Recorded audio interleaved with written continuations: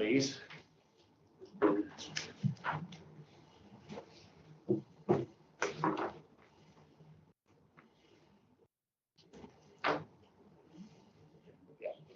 So good morning everybody, welcome to the Health Scrutiny Committee meeting, which is now being broadcast live.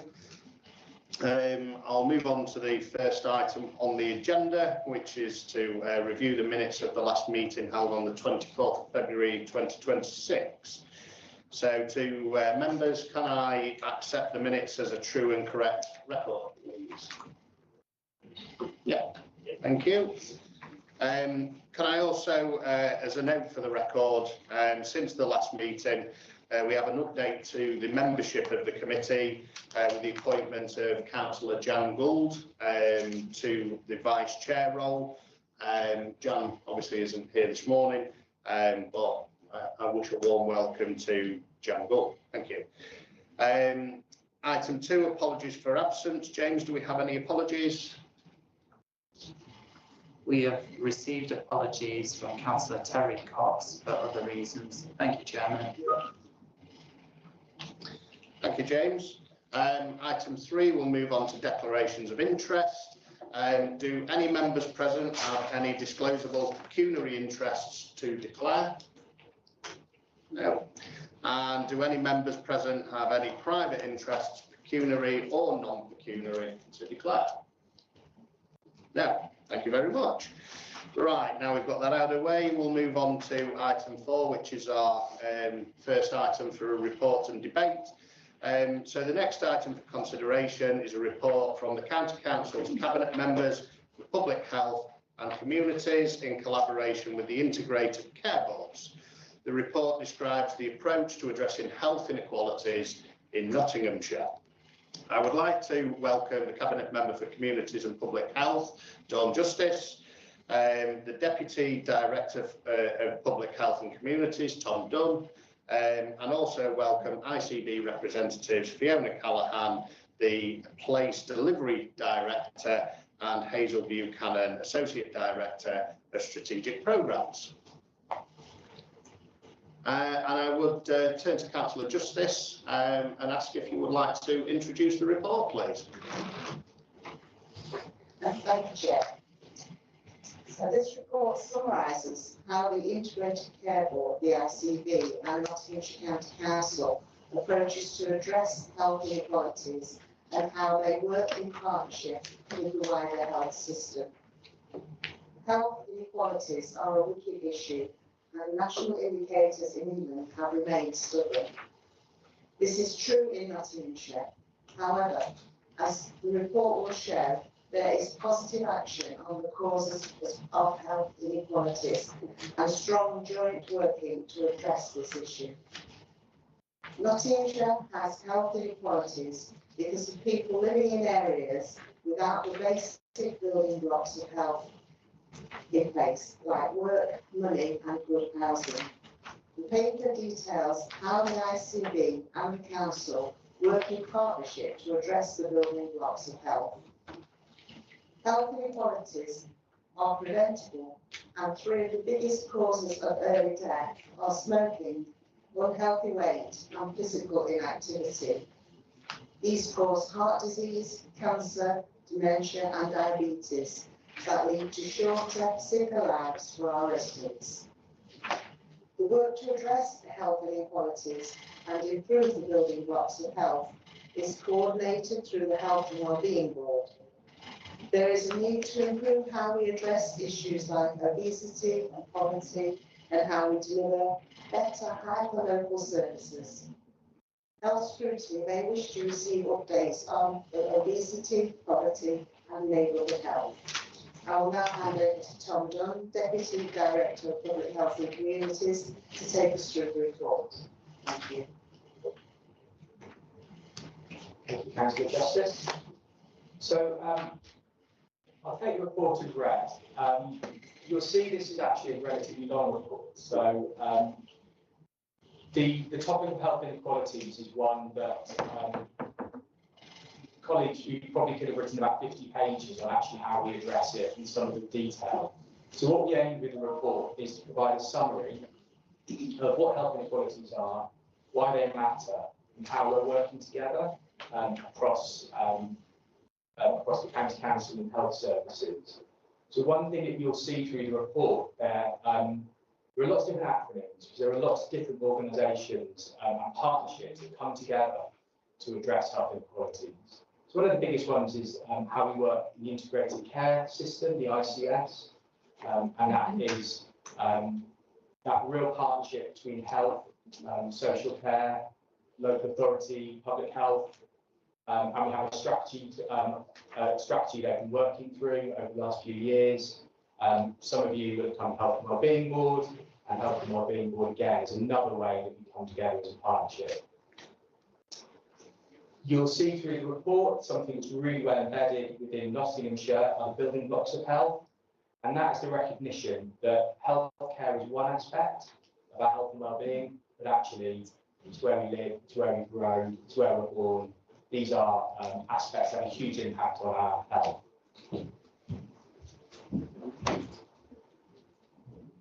As Councillor Justice has mentioned, this is a wicked issue, so we've got some really positive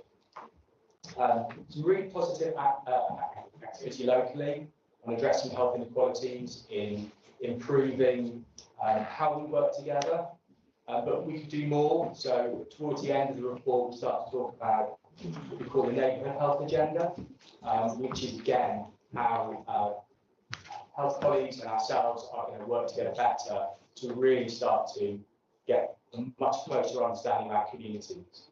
And the colleagues of mine within the ICB have got some examples of how we're already doing that.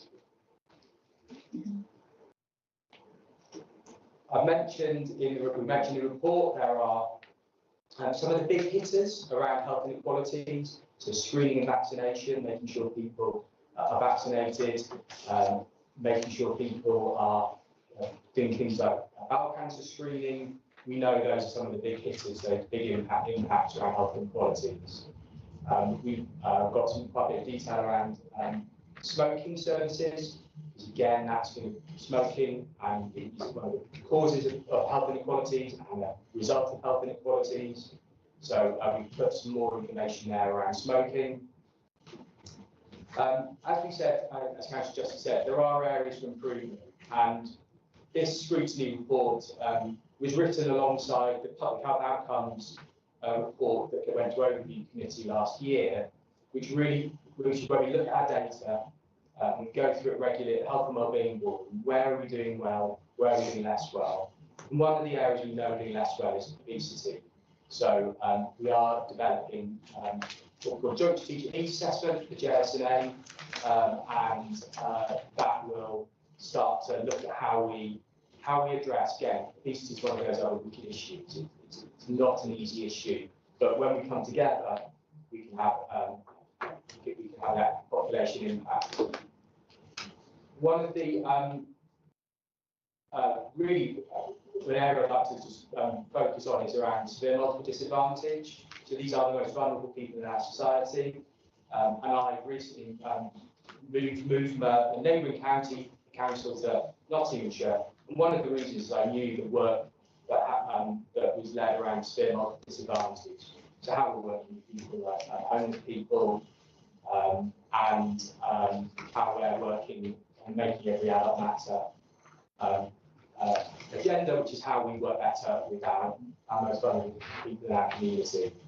And we've got some really, in the report, there's some examples of how we're doing that real hyper-local working, really getting into communities to address the needs of these vulnerable people. So that's the overview of the report. If you've got any questions, I will answer from the authority point of view, and then any questions around healthcare, I'll hand over to my ICB colleagues. Okay, thank you for your introductions. I'll now open up the discussion. Members, questions? Councillor Barlow. One of the first questions, so you mentioned you mentioned smoking. Does that include vaping? Because obviously that seems to be probably more popular now, I think, than actual smoking.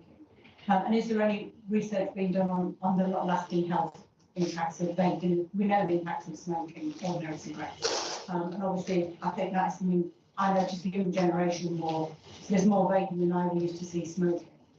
And then going back to your vaccination one, are you doing anything to tackle Facebook misinformation? So I know that obviously you have families with young children, they get worried about vaccinations because they've heard something. And then, of course, a lot of the young generation rely on Facebook and social media for their information. Are you doing anything to tackle that? Thank you. So, if I'm going to mention vaping, I'm going to use Chris Whitty, who many of you remember from COVID. If you don't smoke, don't vape, and that's we don't want any young children, young people to be vaping. So there are naturally, locally, tremendous amount of work around reducing access to vaping and from the harm reduction messages. We don't know the long-term impacts. So don't smoke, don't vape. Do smoke, vaping is a really positive quitting aid because it will help people manage their cravings. So it's quite a good tool for adults, and again, in the long term, then how we move people away from vape. So we are doing, we've got a tobacco alliance, and predominantly that was around tobacco, but as you know, vaping is becoming a more prevalent issue. So what we're really doing at the moment is really monitoring data of vaping take up, and who that is, and is that increasing around children and young people. And there's a huge amount of research nationally around what are the longer-term impacts, because we don't know. Current evidence is that if you're a smoker and you vape, you wake tobacco, that's a positive gain for your health. Longer term, it'll probably still be positive. But to speak to your point around children and young people, we don't know what that impact might be. Children and young people start vaping, having not been smokers. I hope that answers your question. The social media disinformation around vaccination, we know is really powerful and complex. So the ICB and local authority communications team do some work around myth busting. But what we do know is that is part of vaccine hesitancy. Other part of vaccine lower uptake is often just making sure clinics are really accessible, easy to find, it's easy to book on. If you've got 3 kids, the letter gets lost, but it's easy to book on. People want trusted sources of information. So during COVID, we often use elected members. Again, it's really trusted members of the community. So again, with any information put out about vaccination, it's having that real trusted voice. The majority of people want to hear and see a trusted voice. You are right. There is some of the social media disinformation, especially with the use of artificial intelligence, is quite concerning, and that's something that communication teams monitor. Absolutely. Just in addition to that, we've invested in training for community leaders on vaccinations, and that's working closely with the local authority. And that's really so that we can both educate community leaders around the importance of vaccinations, but help to really engage with communities and to really tackle some of the myth busting. And that's a comprehensive program that we've been investing in for 2 years. Councillor Justice wants to make a point to your question as well. Thank you, Chair. I just want to say a bit about the tobacco and vapes, obviously. As Tom said, the research is national on the actual effects of vaping from a young age, and we don't yet know the outcomes. But obviously we do have the tobacco and vapes bill progressing through Parliament, and that is obviously working towards discouraging the attractiveness of vaping, but it's to do with the packaging and the flavours and so on. So that obviously there is work in place there, and our team will actually work on that within the council. And on the vaccination uptake, I wanted to mention the Health and Families programme. So obviously a programme of health visitors, whereby that they become a trusted voice in the community, and that young families will return to them and obviously will get the correct advice about vaccinations. Okay, so you can confirm that there is actual medical research on the effect of vaping? Yes, that's ongoing. Councillor Dodd. Thank you, Chair. I'm just looking at the appendix 1, the index of multiple deprivation in Nottinghamshire, and I'm looking. I believe that's an area of Bassetlaw, one of the areas I represent, is the most deprived at 20%. I'm just wondering if that's the most deprived area. Why have we seen a reduction in services that have been moved from that area back into the Notts Healthcare Authority? If it's the most deprived area, surely that indicates that these services may be more in demand in that area. So we've seen a reduction, several services that have been brought back into central Notts. I just wonder why that is.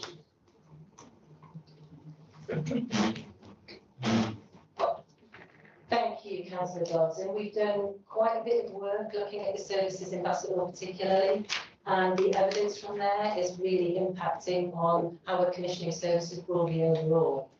So I think on a most positive note, you'll be aware of the grant process in Bassetlaw that we reviewed all the individual grants that had a legacy arrangement from the clinical commissioning group, and we looked at which ones were best delivered locally and which ones were best delivered as part of commission services. So there are no gaps in the service provision locally, and what we've been able to do really positively is work with the community to say, this is the investment available. How best should we be using that locally to support neighbourhood health inequalities? And we've got a programme of work actually that started on the 1st of April with our voluntary sector partners. Now, there are a number of services that have changed, and most positively around emotional health and wellbeing for children and young people. We've done quite a big difference around that. But we've already commissioned services that cover the county, so your terminology of putting things into the county means that we've got providers who are working in Bassetlaw and targeting those resources to our Bassetlaw communities of need. And that's a real positive for how we're commissioning our services based on population health needs and the information in the pack today. There are a couple of other things that we've done in collaboration with the County Council, particularly around hospital discharge, around how best to provide that, how best to use the resources that we've got so that we can really effectively use our joint commissioning and our Better Care Fund to commission effectively. It is very challenging and we can always do more, and I think that's the most positive way forward in terms of how we work together as local authority and voluntary sector partners to deliver on the health agenda. Thank you. Thank you. Could I just ask another question, Chair, if I can, on the same thing? Obviously, the VCS is a part of the place-based partnerships. For them, they get funding from ICB, Notts County Council, etc. So what performance metrics or measures are you using to demonstrate that they're successful? Thank you. Again, a really excellent point, because I think one of the challenges about working with partners outside of health is how we monitor effectiveness, and particularly over things that take a lot of time to see. So again, Bassett was a really great example of how we worked with our communities and said, what are the key performance indicators that will show we will be effective? And what we've come out with is a set of indicators, both that are health related, that are related more to community impact. And I think one of the most interesting approaches is we are now working with our voluntary sector partners around identifiable information. So that information can flow into our strategic analytical information unit, and we can start to track those people and see the actual impact of some of the services they receive. And what I'd really love to be able to then see is then really understand the impact of voluntary sector interventions. Now, there's a lot of national guidance as well, and not of national evidence. So we don't want to replicate that. We want to base our commissioning intentions based on the evidence base, and we do that collectively as we make commissioning decisions. But in using the NHS number and tracking some of the interventions and outcomes our local people are seeing, I think will really help us strengthen our commissioning going forwards.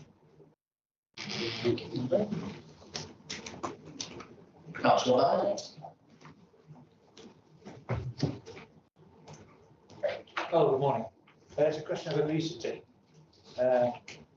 Wegovy and that type of drugs. I don't know available on some national tests called, I think it's Aviva or Viva or something like that. They do, you're probably aware of more proper name than that.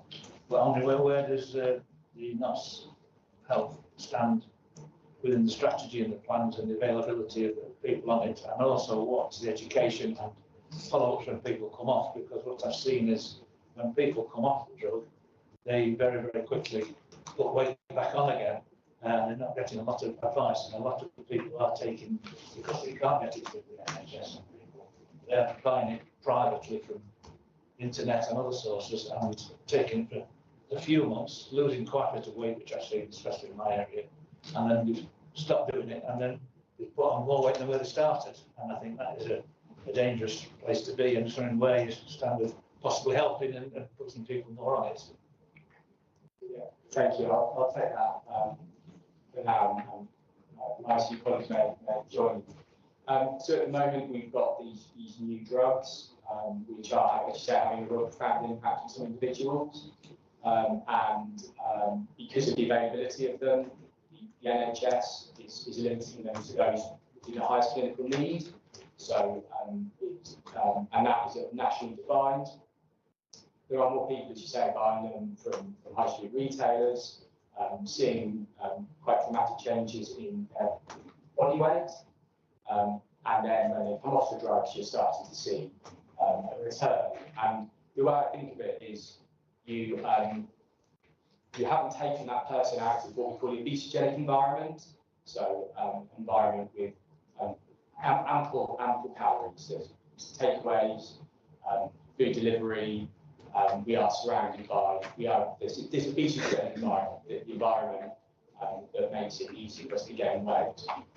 So that weight gain, when people come off these drugs, and what support do we give to people, that's going to be part of this joint strategic needs assessment, because it's quite new.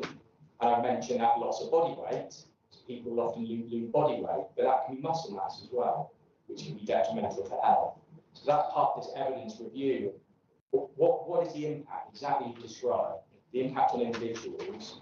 What support do we need to give people who are taking these drugs? Because again, they're eating less, but they may have nutrient deficiencies, they may have muscle loss, and then what support after? And at the moment, those are questions I couldn't answer because we're using this big needs assessment. And it's coming at a time when we know we've got more and more people coming to us saying, oh, I've lost this weight. How do I keep the weight off? So I want to start taking medication.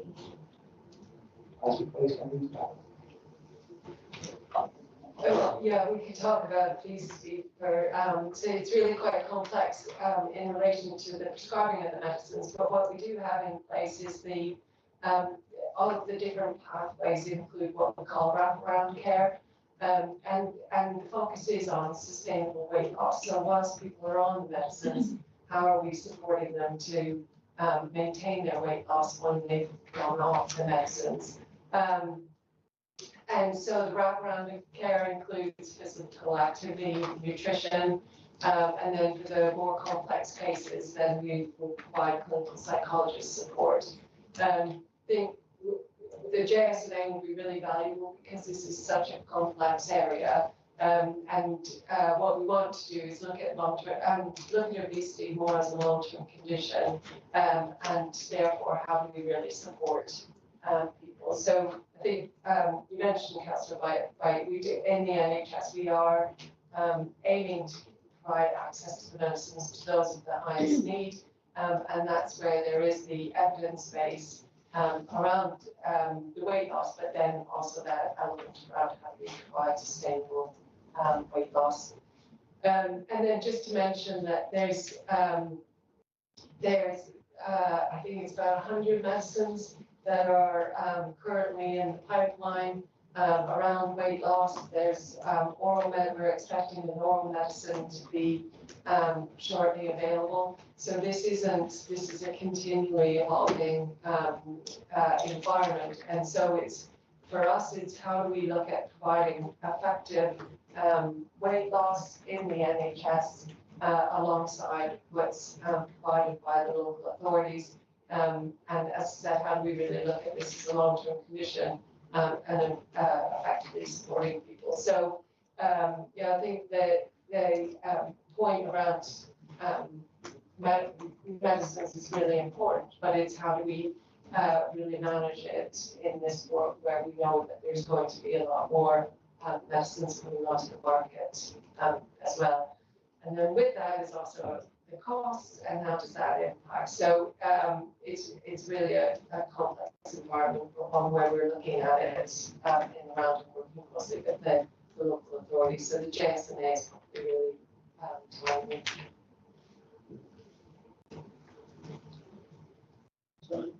You all right? Councillor Wheeler Thank you. So, big part looking at the appendix item around the obesity and the health issues is telling us about education. You know, in terms of someone who's worked in some of the survived areas of Nottinghamshire and Derbyshire, to seeing people coming in buying, all processed food and really etc. there who all going to take it, etc. Thinking it's cheaper, thinking it's easy to actually, it's not, you know, but it's about education. People aren't taught using the school or for other means. So I just wonder what work you do with education colleagues, because I think that's going to really keep people at a young age to understand the benefits of the exercise health. You don't need to go on these jabs to talk about. You can go to the gym or being good gym, regular walking each day and a healthy diet means you wouldn't need to go on the jabs in the first place. A lot of people, I guess, some people deal with clinical issues. So that's the key to me. So we're interested in what conversation you've had and what sort of action you can sort of join up thinking to get to that place. Thank you, Councillor Wheeler. As Councillor just mentioned earlier, the Healthy Families Programme, we work with families, and often we know that if you get those messages in early, the family they're more likely to sick. So that healthy eating and nutrition, there is work for through healthy families, for families who are starting to struggle with families are seeing weight gain in their children. There are education courses, cooking classes people can go on. As you probably know, children are weighed and measured at reception in year 6, and often that leads to referral. So because weight gain is often quite gradual over a life period, you start to see that through school. There's some interventions we can do there. There is again, through that JSNA, we're going to start to look at to really map those services. As I mentioned too, there will be others, different schools, will run different campaigns, different education. They'll often do nutrition education through things like science and biology. So I think that there is some education we can better coordinate it, and I think we'll see that probably through that JSNA that the education is probably there, but actually often education, you need some additional support. So often that can be around in areas of work before, you do cooking classes, you do making sure that access to welfare benefits, so making sure people are getting the benefits they're entitled to. So I think we'll better understand that education for families. And as I say, we are intervening early, but as I mentioned earlier, it is difficult because we do have an environment that we are surrounded in that often makes the unhealthy choice easier.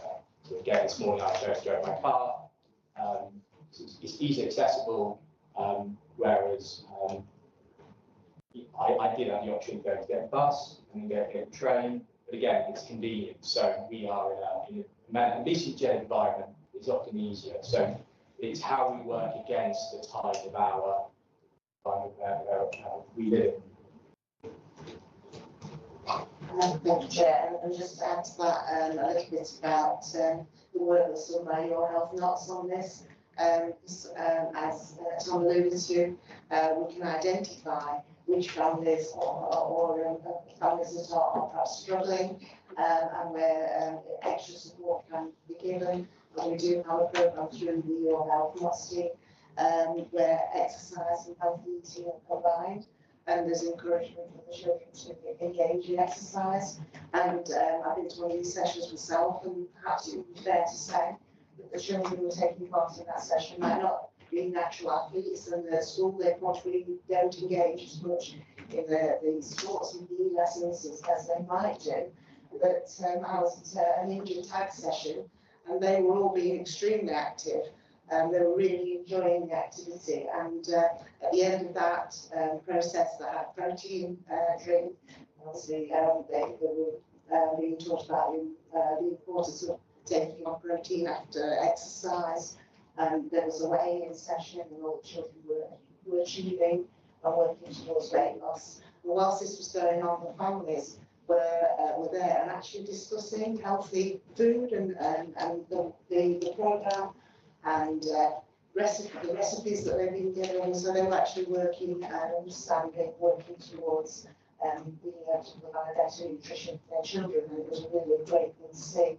There's an education like that. It's targeted at the moment, but it would be great to see that should go more widely available.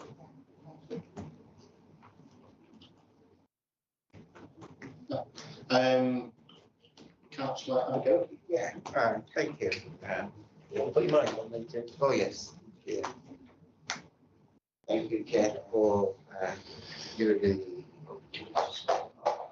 Now, you know, I just want to take us back to the issue of attracting new staff. And I think we have issues, you know, obviously we all know we've got issues with junior doctors going on strike and things like that. NUS not very well staffed as it should ought to be. So there's been a lot of information here about your recruitment campaigns, partnership strategies. Someone can actually tell us a bit more and break it down so that we know what those campaigns are, how it's done, where it's done. Do you have apprenticeships as well as part of the processes to use it to recruit and bring people into the work system, you know, in NUH? Because we can't continue with the way it is now. We've got so many international doctors, people who've left their countries, very lovely young people, professionals in the middle ages who are helping out here in the UK to keep the hospitals going. But what are we doing with the young ones? Are we, do we have a system where we can train our own here to manage? Just come in a second. I think you're actually on the next agenda item. Oh, okay. Yeah, that's for the University Hospitals Trust. Yes. I don't think the panel in front of us will be able to speak much about staffing at the moment. All right. So, I think that. unless any of you want to. Well, you know, because I'm very passionate about that each time I keep looking at there. Well, just keep that on ice. Keep the staffing bit on ice, and we'll come to that at the next agenda item. No problem. Okay. Yeah, that's fine. Do you have anything on health inequalities? Not exactly. No, okay. Well, I shall defer to Councillor Upton then for his question.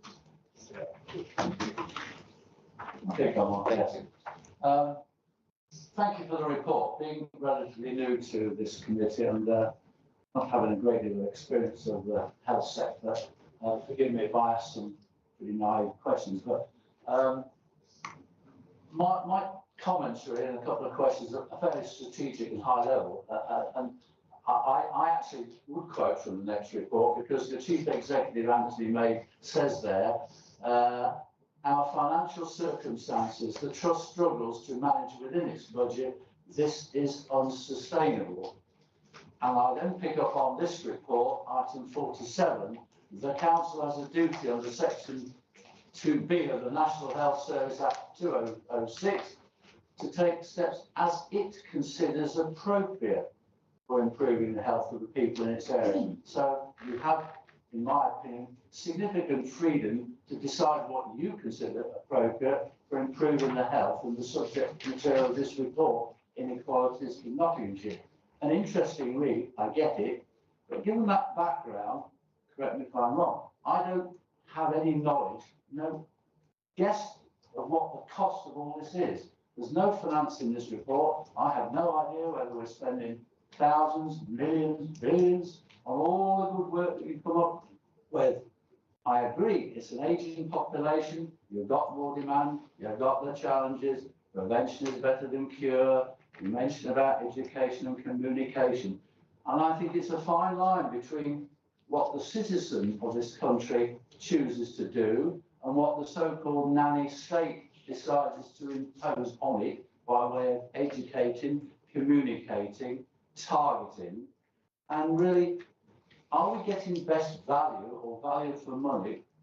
Correct me if I'm wrong. It seems to be a blanket approach over all of us, and then specific targeting on specific clinical issues to specific deprived stroke groups in the county. And as I think you said earlier on, making sure that this happens. I don't know how you make sure. I think you can encourage and educate. I would really struggle how you would make sure that I do anything that you want me to do. I'm free to ignore everything that you educate me about or ask me to do. You have no control on me, not yet in this country.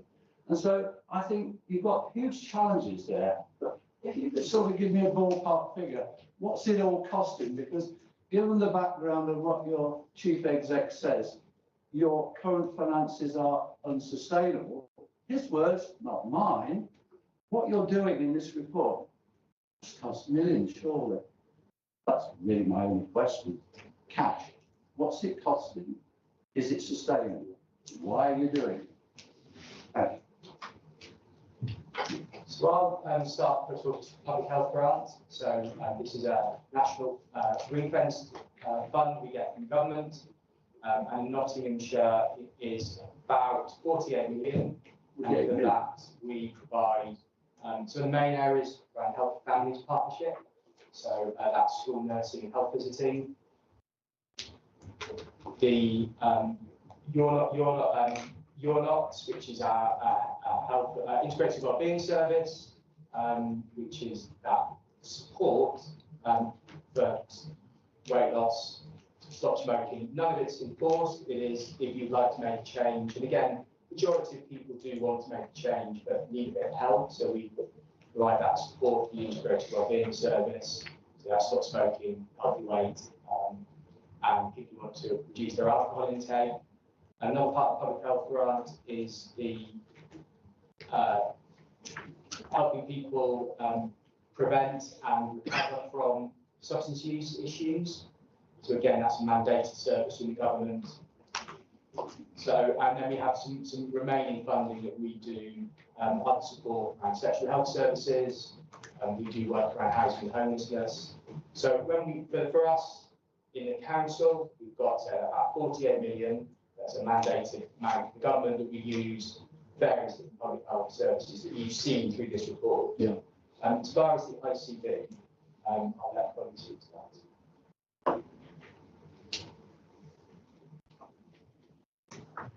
So it's not as straightforward as the ICB, because a lot of this is integrated into existing services and how we organise the services. So we can put a figure on how much we spend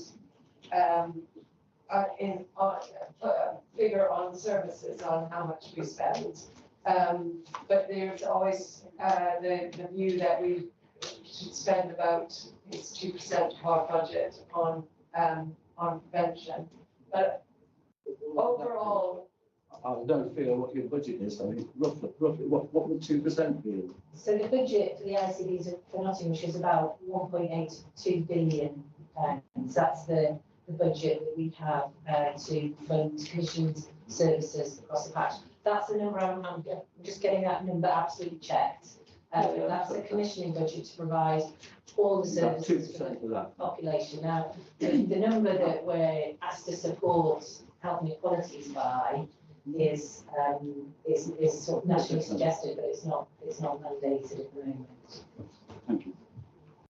I think the other thing to say is you refer to Anthony May as the chief exec of Nottingham University Hospitals, not our chief exec. So it'd be worth asking him about, he gets obviously a proportion of that £2 billion to run those hospital services. Thank you. Councillor Fletcher. Thank you for the report. I think reading it becomes even more clear quite what a huge challenge it is improving health at all over any population. Our country is also facing many of the same challenges that we are.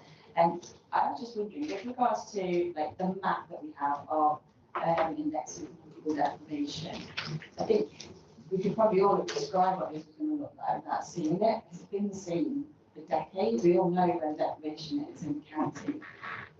Have there been any these LSOAs that have changed, that have improved over time? Have there been areas that have come in or come out of their deprivation?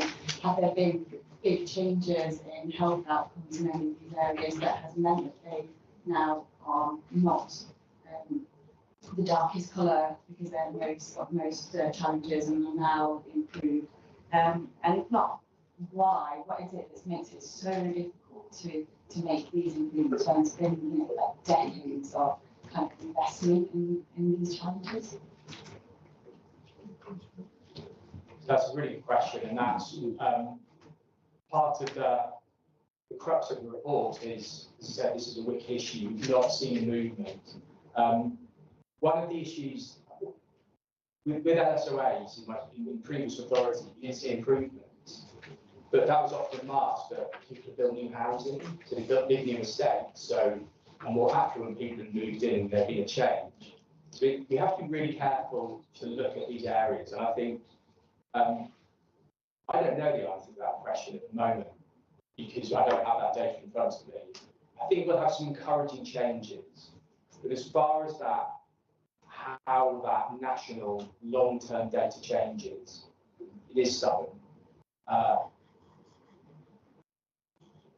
What we need central government to do, local government to do, and our communities is to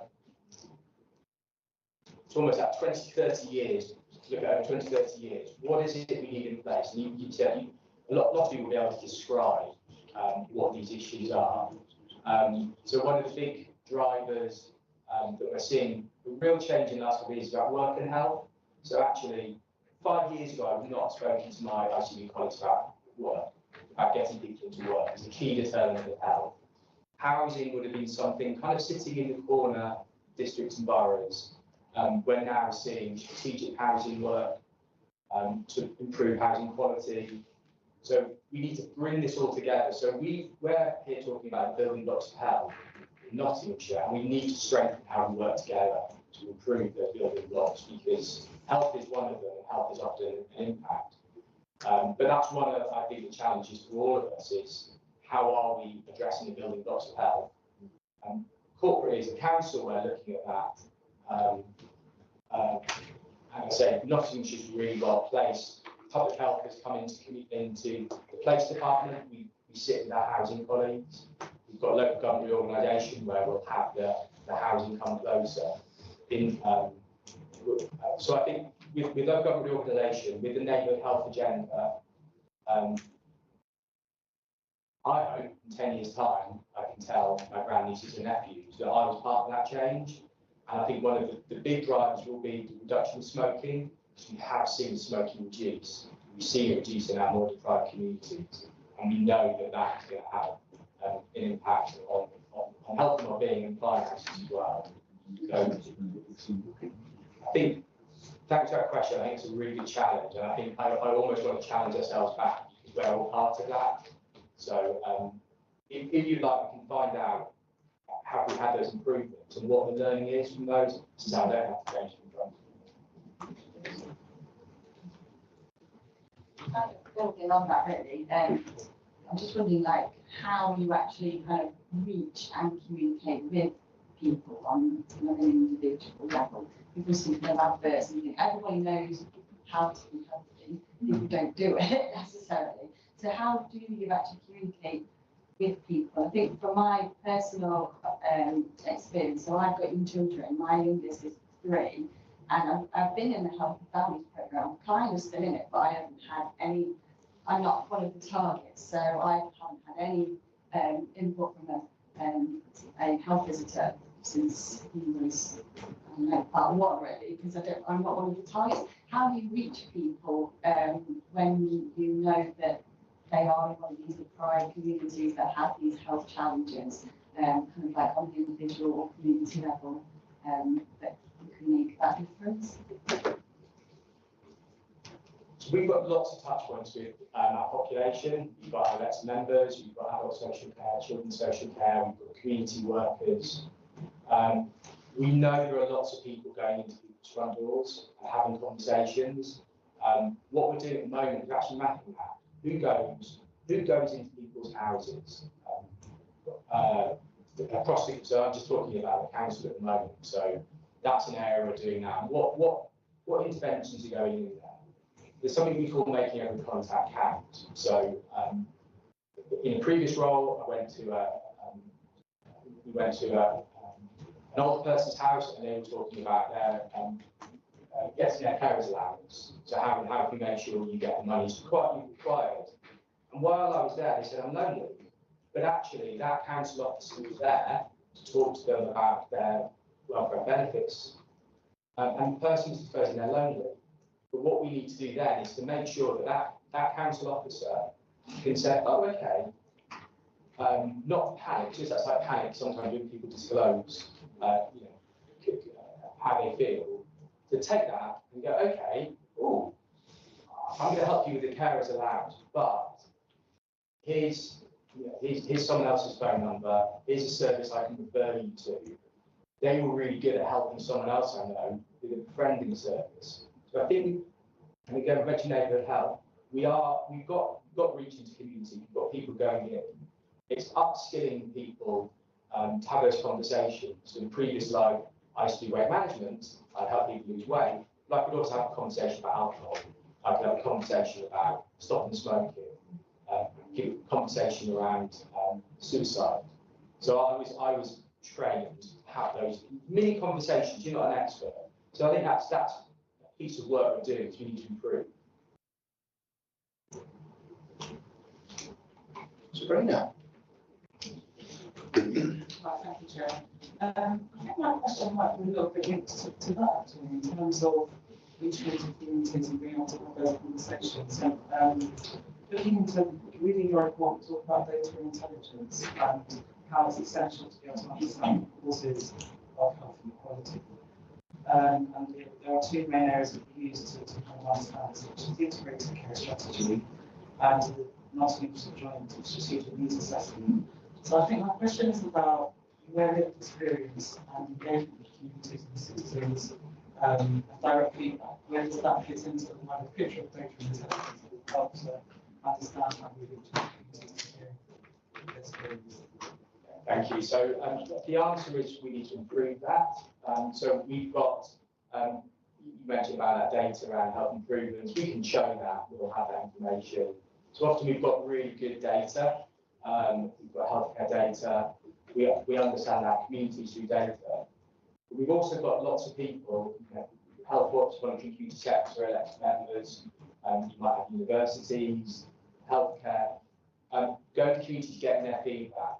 What we need to improve is how we take that feedback and we create intelligence and insight. So in part of that feeding up, how do we get better at taking, so communities can tell their voice, they can describe their story once and not then have the ICB knock on the door a week later saying, oh, tell us how it feels to have a 3-year-old in this area.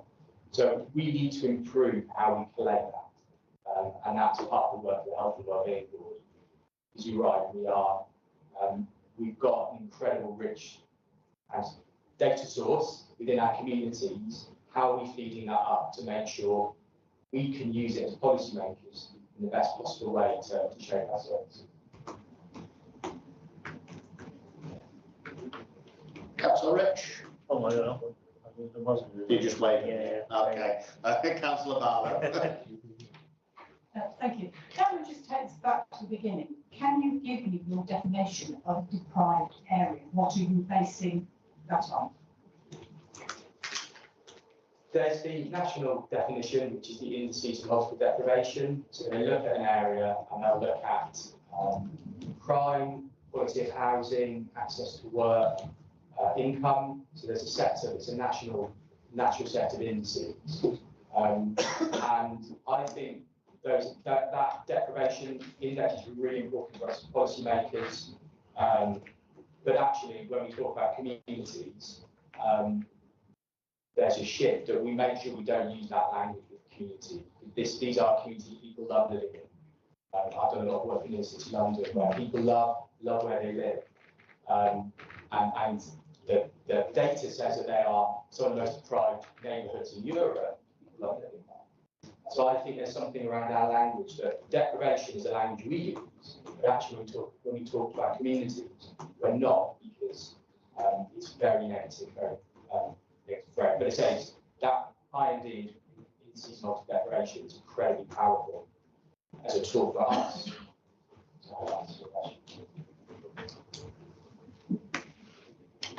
Councillor Adegoke. Let's look a little bit at there's this charity, it's a national and also local charity.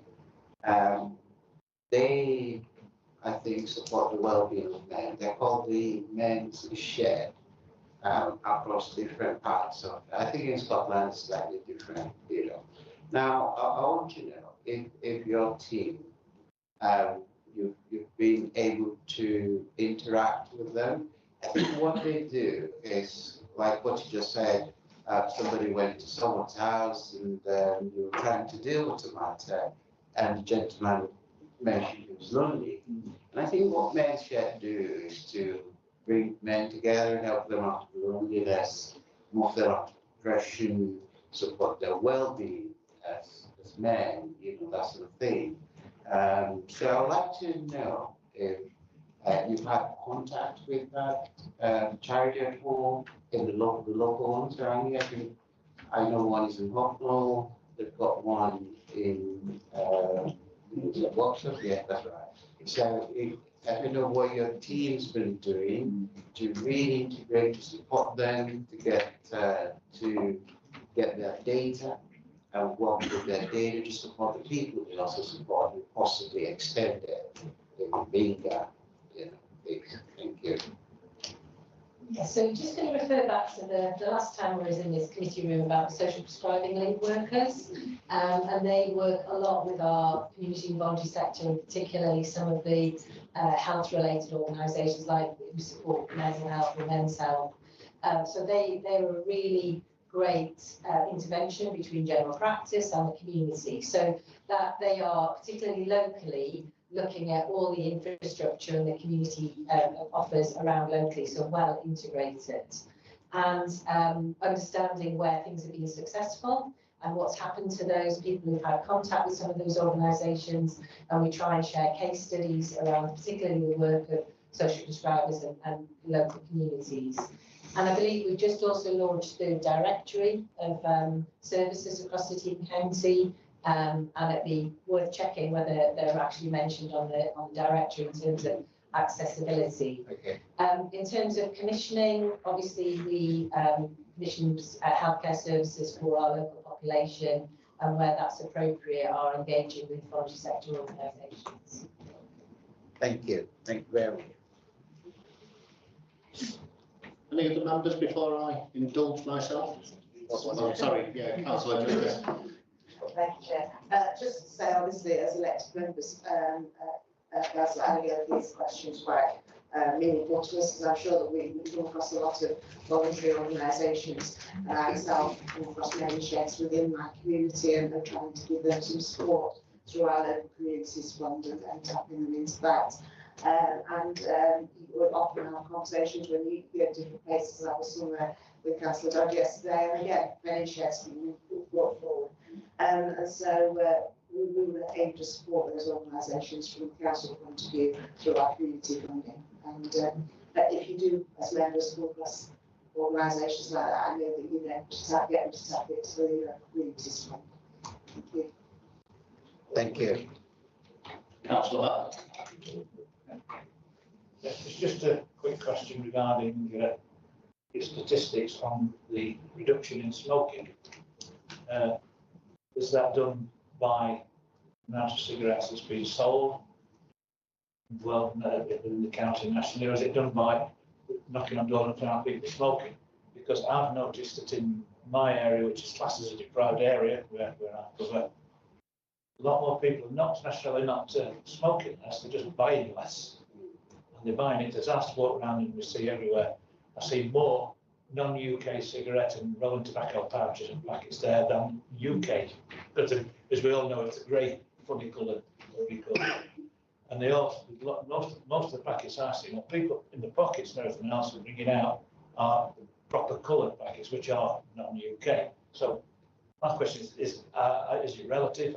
Is there much cover?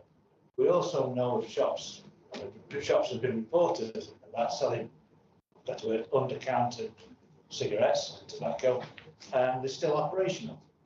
If there's a chance of getting any strength into getting maybe these shops huge fines or stopping. That's because the sale market thing is, the black market is really strong, especially in more deprived areas because of the price of the tobacco. Can't afford it. Thank you, Councillor Bye. So in answer to your first question, the smoking rates are calculated through asking people that self-reported, are you smoking less, how many cigarettes are you smoking a day? So that's how we get that national measure. You talked about their illicit tobacco, and you're actually correct, it is prevalent, it is organised crime. These are often seen as sort of individual operators, but actually tobacco is more profitable than drugs. So that is work. We've mentioned the tobacco and vapes bill, so there's national work. We also do local work with our training standards team, who often take intelligence from areas. So there'll be these smoke shops, they might be selling individual sticks of tobacco, it might be illicit rolling tobacco, it might be those greys, those imported, illegally imported tobacco packs. So what I can do is I can get you our training standards line. So if you're aware in your community that you've got this illicit tobacco, let us know, because we've got the training standards team that do work. They last year we had they worked with across Derbyshire and Nottingham, because these operators are often supplying several areas. So there's been some quite significant word but busts of some of these venues. But yeah, it is a really difficult issue. But we are doing training standards. Just to add to that, it is a very difficult field, and I went out with some training standards officers, and we were at a vape shop where illicit tobacco had been sold or was being sold, and also where illegal vapes were being sold in terms of the size of the canisters and the fact that they were not disposable, or various other reasons why they were actually illegal vapes. A lot of the stock was confiscated that day. And they went away with evidence bags, and there was evidence that the illicit tobacco had been sold there, but there was none on the premises at the time. So the sniffer dog did indicate where it had been, and it was clearly a secret compartment where it had been sold or kept, and there were lists of what had been sold, but there was nothing on the premises, and that's extremely frustrating for the officers because they were unable to get the rest up there on the day, but later some evidence did actually come to light, which meant that the raid that day was more successful than you might have seen at the time it happened. I spoke to the training standards officers, and I said, is there anything you'd really like to see? And they said, yes, stronger legislation, much clearer legislation, where we've got greater powers. And they were hoping, and we are hoping, that will come through the tobacco and vapes bill as well, so that there is strength in what they do. Obviously, they work with police at the same time, and it is done on recommendation. It's information that comes from people on the ground, like elected members, who may be aware of what's happening in their own patches. So if that is happening, we actually urge people to report that through the system, and training standards will build a picture before they actually take any action. I clearly can't talk about training standards, but I just wanted to mention that we've got the Nottingham and Nottinghamshire Tobacco Alliance that includes all partners. And that's a really great opportunity to look at what overall we can do around tobacco and smoking cessation, and has been instrumental in driving towards the strategy. And so there's probably opportunity through that form, which does, as mentioned, include all partners, including fire, voluntary sector, trading standards, health, both commissioners, trusts. So it is really broad group. So we can take away an action to look at how that group's operating and how we can use that to continue to support the agenda around smoking cessation. Thank you. If no other members have got questions, I've got some myself. So I'll try and start off generally. You've all, during your contributions, talked about community. Now, I really want to get to the crux of what you mean by community. If you look at paragraph 32, it states that the ICB and local authority has a good understanding of communities and geographic inequalities through data platforms and JSNAs. Both organisations developed community-based and preventative interventions. And then it rumbles on a bit, but essentially it gets to the point of what we're looking for in the future, which is integrated neighbourhood public services. Now, for me, I hear it time and time again, communities, communities, communities. But what do we actually mean by that? Because communities can describe a race or religious grouping of people. It can describe a geographical area, like my village, I would say is a specific community. So what are we actually talking about when we say communities? Thanks, Councillor Robertson. That's a really good question. And actually, I think we're in danger. So communities and neighbourhoods, we're in danger now of losing that understanding of what that means. So myself, through the Health and Wellbeing Board, all partners will be writing something called the Neighbourhood Health Plan. And we started describing that, started writing that, so every area has to do it. And the first page, I've started defining what neighbourhood means. Because neighbourhood now, there's a risk it will mean different things to my NHS colleagues, to how we think in local authorities, and then communities. So in the previous role, we had communities of interest. So who are our communities we know have the worst health outcomes? So that might be homeless people, it might be gypsy road traveller communities. So you have your communities of interest. So they were defined. Then you've got your community, your geographic communities. So you might say like village, you might have an estate, but then you might have communities of identity. So I'm part of a community, and there are other community members in different bits of the county. So one of the things we need to do is define through this neighbourhood health plan, what do we mean by communities? Because we use it interchangeably, and it means different things, and we need to clarify it. So that's almost, we haven't, the plan, first page is definitions, because we need to define that across the health and wellbeing system. So if just going into that a little bit further, you say that we have to define it, yet we're using the language at the moment in this report and in the contributions this morning, which talks about communities, geographic inequalities, and community-based and preventative interventions. So we can't define what a community is, but we can say that that is the level that we're delivering intervention at.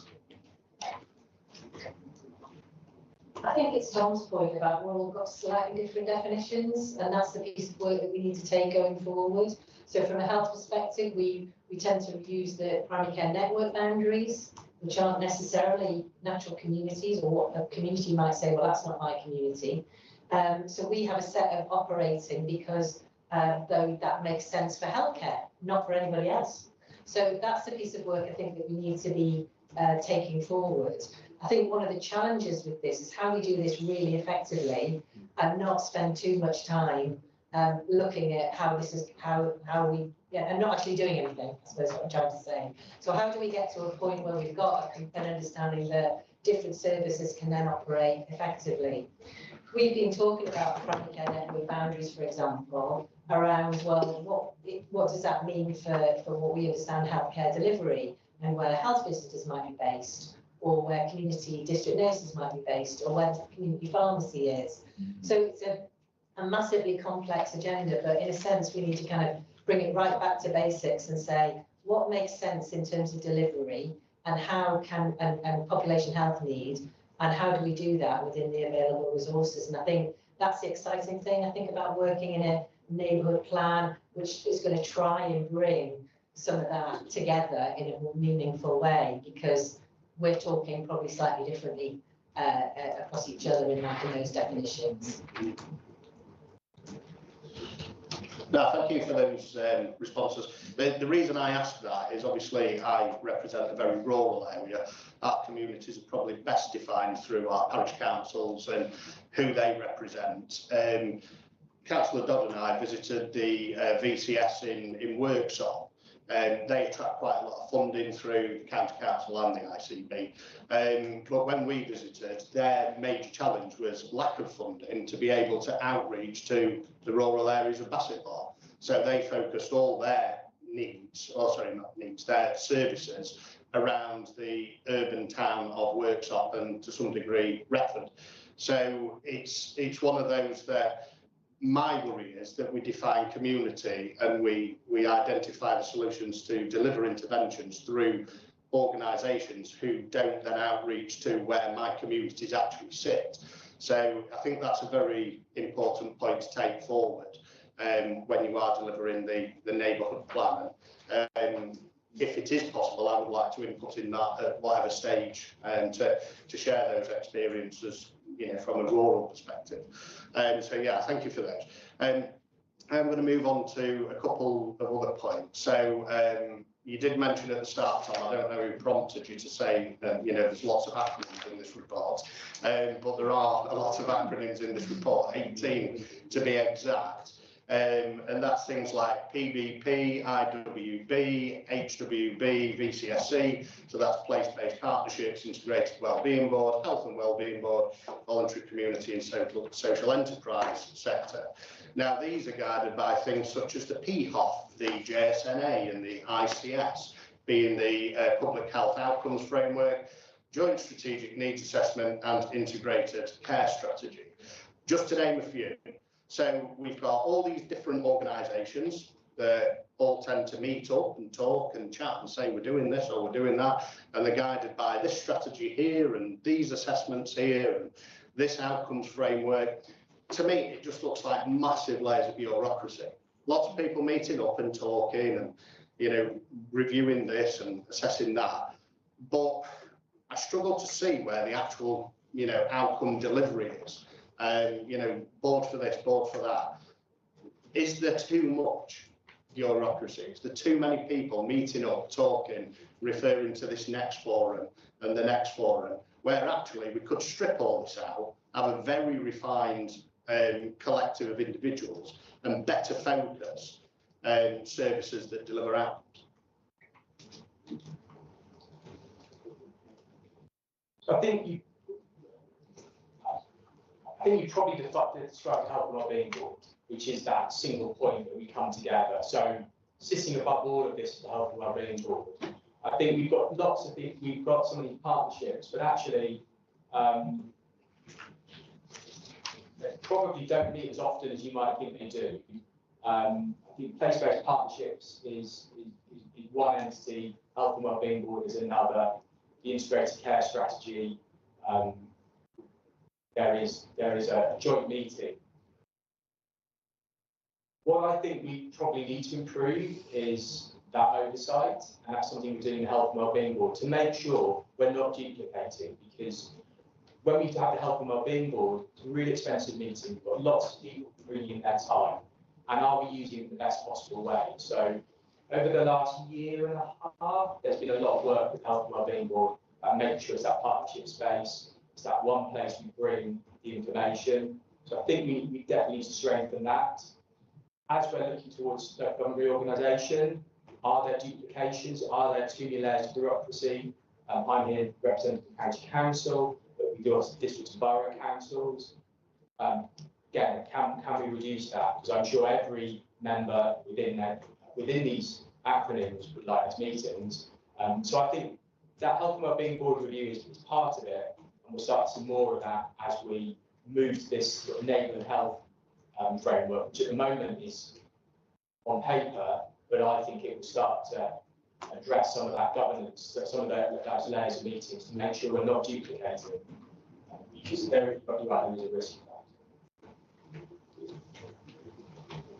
that. I'm sure you're aware that we are becoming, or I'm not sure if you say we are, or we're becoming the Derbyshire, Nottinghamshire ICB. So that's clearly over a significant footprint, and that is potentially, as you say, might be reducing some bureaucracy. And it's how do we then, within that, support the direction towards neighbourhoods and working with neighbourhoods, working effectively with local authorities, and working across that larger footprint.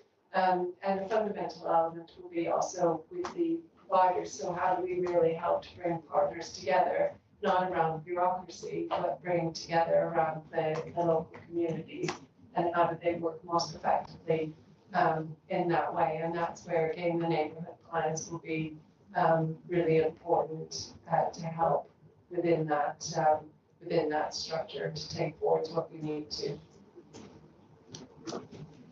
No, thank you for that. So if I get this right, with the evolution to neighbourhood plans, we may then start to see some of the loss of things like JSNA, ICS, or will they remain?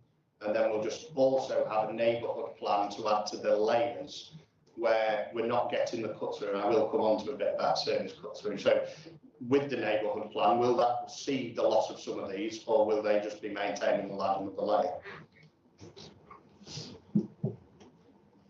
So some of the things we'll still have now, we'll still have within the neighbourhood health plan, and we'll have post-local government organisation will be the JSNA, because that's our storytelling tool, where we've got data intelligence and our feedback from communities, and we need to improve that. The neighbourhood health plan will take more, and we'll have the Health and Wellbeing Board as well. That will continue to move, because that's how we do the partnership working. The neighbourhood health plan is going to define what the new structures are, and one of the reasons that we're doing this locally and through the government is actually to get that better bottom up, that better community voice, and more governance and decision making into those communities. Because you're right, with rural communities, there's a risk there of being missed. So that's part we'll move towards that more bottom-up approach through the neighbourhood health plan. So we will see over the next couple of years there will be changes to some of those overall structures. But there will be a few like JSNA, but there are like guiding lights. And I think in terms of place-based partnerships, they've delivered a lot working together with zero investment most of the time. But we're changing, that was the thing that was set up in 2019. Those relationships will still exist, whatever format we operate in. So I suspect that place-based partnerships will look very differently. And already we've got South and City working together. We've got South, Mid and Bassett all working together. So we're already trying to really reduce the bureaucracy, but really share the learning, because there's been some amazing learning over several years that we want to really make happen in a new neighbourhood approach. So I think there's lots of things we can do to make the resources that we have going forward work much more effectively. Just to maybe support or to give you a positive message, the ICS is disappearing, so you won't see ICS anymore, integrated care system. It's how we work within the overall structure, and as I said, the neighbourhood. So that's one that will be done. Fair enough. Thank you. So I've been reminded about time. So I've just got one more and then I think I'll wrap up. So with regards to JSNA, Tom, you described it as your like place to tell the story. So I've been looking at the JSNA, or what I believe is, because it's quite difficult to actually get to the information, going through different sites and this, that and the other, but I've found something on nottinghamshireinsight.org.uk which appears to give all the chapters of the JSNA. I find it quite interesting because a lot of the chapters go back a large number of years. You know, so one thing I looked at was loneliness and social isolation in older people, which was a chapter that was added in 2016, but we've also got excess weight in children, young people and adults, which is also a chapter that was added in 2016.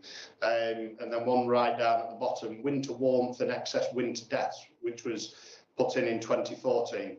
I think it goes back to what Councillor Thatcher was actually talking about. You know, with all this investment going in, whatever else, we've got all these things that were added to the JSNA over a decade ago now, and we still have those health inequalities. So is this actually delivering anything, or is it, like I say, we just have lots of meetings, we talk about what we want to do, we never actually get to deliver the front end services? And on that basis, how can you guarantee that moving forwards with our new neighbourhood, you know, integrated neighbourhood care approach, whatever it is, that that's actually going to deliver? Or are we going to be 10 years down the line and we'll have a lot more on the JSNA and still no results? So I take your critique about JSNA. In the two previous roles, we completely redesigned the JSNA because we are at risk, but you rightly mentioned it's out of date. So how do we use keep the evidence up to date, national level evidence, which often doesn't change hugely over time, but we have live data. So that is an area we need to improve. So that JSNA, if you look to Derbyshire's JSNA, that is much more automation. So you can go there, that data is up to date. It's on a locality-based place. So I agree, we need to improve that. And the JSNA is how we hold ourselves to account, because each JSNA chapter will have recommendations, and we need to make sure we're holding ourselves to account better. JSNA. So I think that I agree that we need to improve the JSNA, and that's work we're discussing with the city, because we have a shared platform. I think when we look under the, if I refer back to the FOF, another acronym, the Public Health Outcome Framework, when we look at that, we look through the overview, we do see some really positive public health activity, some of the changes through the Joint Health and Wellbeing Strategy, the Health and Wellbeing Board. We've got much changing lives. We are reducing smoking rates, which is the quickest way to save a life. We've got really great system work on mental health, suicide prevention. So I think my challenge back is we need to get better at saying what we do well, because we're not seeing it in the JSNA. It's often in these cabinet reports. So I think it's something, because we do have some really good activity. That's from the public health side. And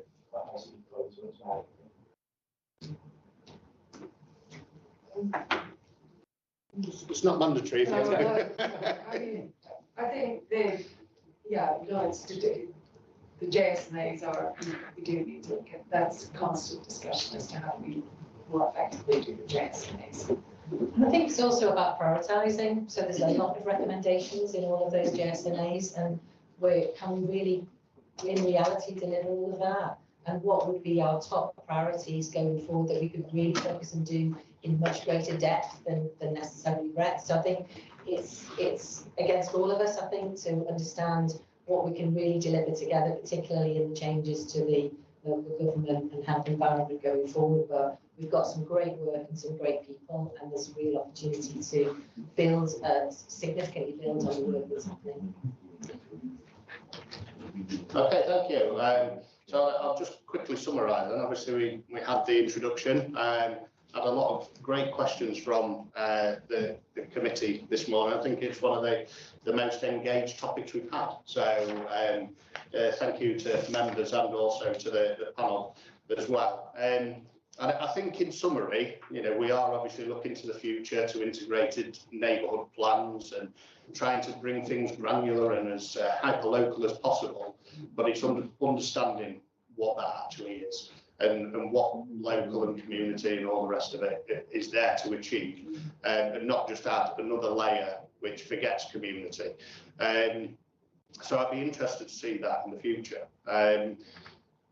On that basis, I don't have anything more to add. Just wanted to refer to Councillor Upton's point. We will get back to you with the ICB budget confirmation of the number for you. Thank you. Okay, so on that, I will move to the recommendations. So recommendation 1, that the report be noted. Yeah. And 2, that feedback of members on the approach to addressing health inequalities across Nottinghamshire be noted. Yeah, lovely stuff. Okay, so that concludes that item, and if you wish to leave, then please feel free to do so. The next item, obviously, is the University Hospitals Trust. So we will have to wait for their members to come in.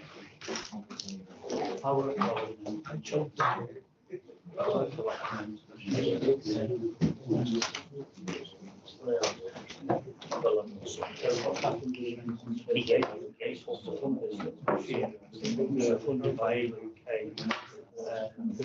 they started all the funding this year, so they took it out. So it finished December last year. So the funding works on themselves as it's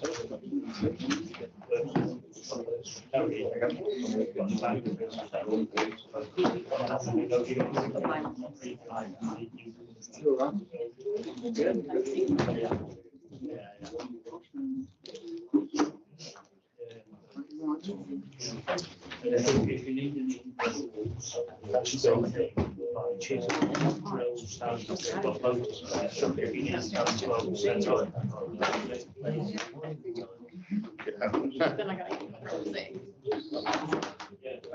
yeah. Well, if you have any contact, we'll get to talk to each other. And then we've got loads of spare equipment and stuff that probably tell them what you need to do.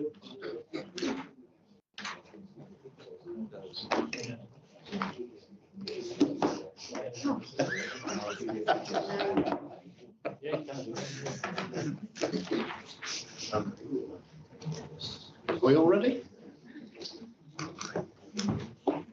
Okay, thank you everybody. So moving on to the next item, item 5 in the agenda. So that's the Nottingham University Hospitals ambition to make NUH a great place to work. So this is a report from Nottingham University Hospitals regarding their people first strategy and the ambition to make NUH a great place to work. Members are asked to feed into a discussion on the workforce related elements of the new people first strategy. So I will welcome our presenters. So Anthony May, the Chief Executive of NUH, Danielle Petch, Chief People Officer, Melanie Lloyd, Director of Education and Organisational Development, and Jack Adlam is the Director of Communications and Engagement. And I would like to call on Anthony, I believe, to introduce the report. Thank you very much, Chairman. Hello, everyone. Nice to see you all. So my name's Anthony. I'm the Chief Executive of the Nottingham University Hospitals Trust. I'll say a few things by way of introduction. I'm going to hand over to Danielle to take colleagues through the paper. And then, of course, we're here to answer your questions. So just a few facts and figures about the Hospital Trust, so you've got a sense of the context in which we work. So we employ somewhere between 19 and 20,000 people, including our volunteers. We do 13,400 planned operations every year. We have 1,700 inpatient beds. We do around 14,000 patient research studies every year. We do 25 million lab tests every year, we have about 240,000 people attend our emergency department every year. The trust is across soon to be 5 sites. So we have a large hospital called the QMC, which I'm sure most of you know, another large hospital called the City Hospital, which is a bit further north. We run some services out of the Rope Walk, which, if you know Nottingham, you'll know is up near the park. We're just about to open the first ever national rehabilitation centre on the border between Nottinghamshire and Leicestershire near East Leek. And in a few months' time, we will open our large community diagnostic centre. If you know Nottingham, that's near the Broadmarsh. So a very large institution, even by NHS standards, and we turn over around £2 billion every year of taxpayers' money. And we provide a very wide range of services. And of course, without our people, we can't provide those services. And in the NHS, there are around 350 different job types. And because we're a very large district general hospital, a large teaching hospital, we've got a very big research and innovation element to what we do. And we provide specialist services, both of a tertiary and quaternary nature. You'll pretty much find every one of those 350 jobs in our organisation. So we are very serious about recruitment and retention of staff.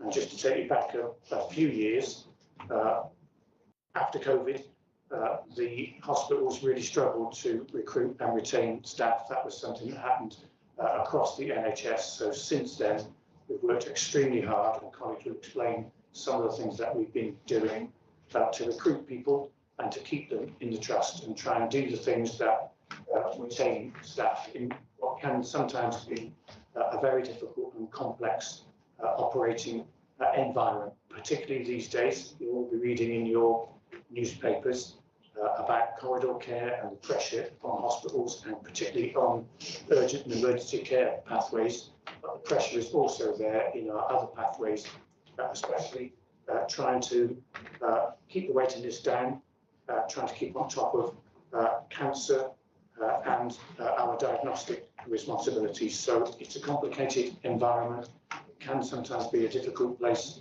to work, but on the other hand, it can be very rewarding. We offer lots of different career opportunities across those 350 job types. We've been on a journey probably since about 2022 to try and improve our recruitment and retention arrangements. We did that ostensibly through a trust strategy, which we call People First. And one of the objectives in the first People First strategy was the recruitment and retention of staff.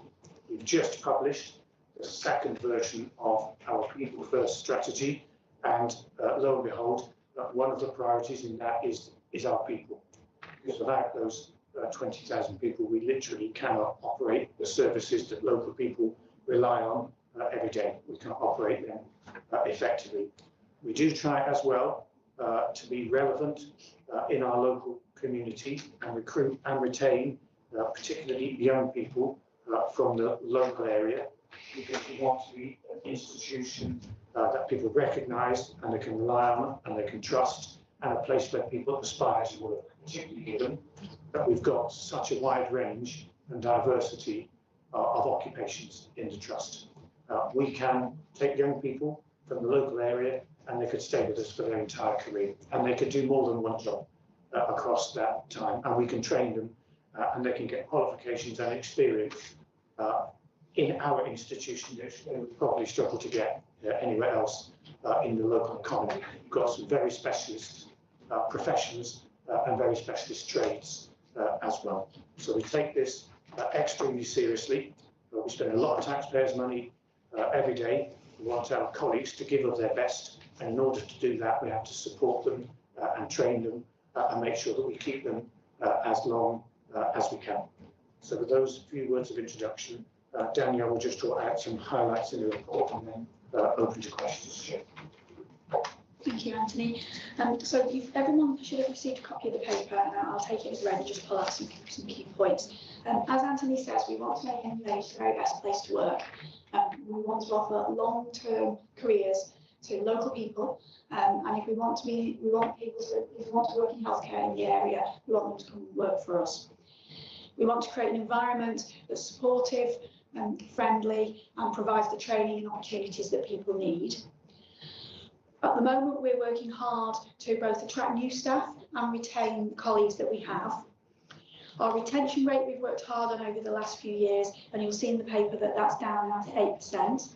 We do still have some pockets where the retention rate is slightly higher than we would like, the turnover rate is slightly higher than we would like, and we're working hard in those areas to make sure that people are in roles that they enjoy and that there's opportunities available to them. We've been offering flexible working benefits, as many employers have, offering people where possible the options to work from home or to work from a different site. And we've been working hard to reduce our reliance on temporary staffing, because we know that by creating the workforce that stays with us and provides the best care. We've strengthened our occupational health and wellbeing services in recent years, and we're now able to make sure that our colleagues, when they do become well, that we support them to get well and get back to work as quickly as possible. Our workforce model is being reviewed continually. We make sure that we have the right people in the right place at the right time to deliver the care we need for the acuity of that particular area. And we keep an eye on the new roles that are coming out across the NHS, and where possible, we include those in our workforce and our training and support people into those new posts. On a day-to-day basis, we make sure that we've got the right people by reviewing the acuity of each area for each shift. And where we need to, we move people around across the organisation to balance the risk when we have people who are absent or when we have increased acuity in an area. As Anthony said, we've been working hard on our numbers of student placements. We provide a lot of training for people who want to remain with us, but also for rotational programmes. There's some very specific training courses, and people will come to us for a period of time and then perhaps move on to another hospital for the next stage in their training. We provide a lot of training through the apprenticeship levy, both higher level apprenticeships as well as entry level, so we really do maximise the use of the apprenticeship levy. As Anthony mentioned, we've recently just relaunched a refreshed version of People First, the trust strategy. Following on from that, we have a people pillar, and we have a development plan for the next 3 to 5 years for how we will deliver the ask of the people strategy, so that we can make sure that NUH does become the very best place to work. We want to develop an inclusive and diverse workforce culture, and make sure that people are able to access the development opportunities and have skills and capabilities they need now and for the future. So in summary, over the next few years, we'll continue on our journey to attract people to NUH, help people stay at NUH, and deliver world-class training at NUH.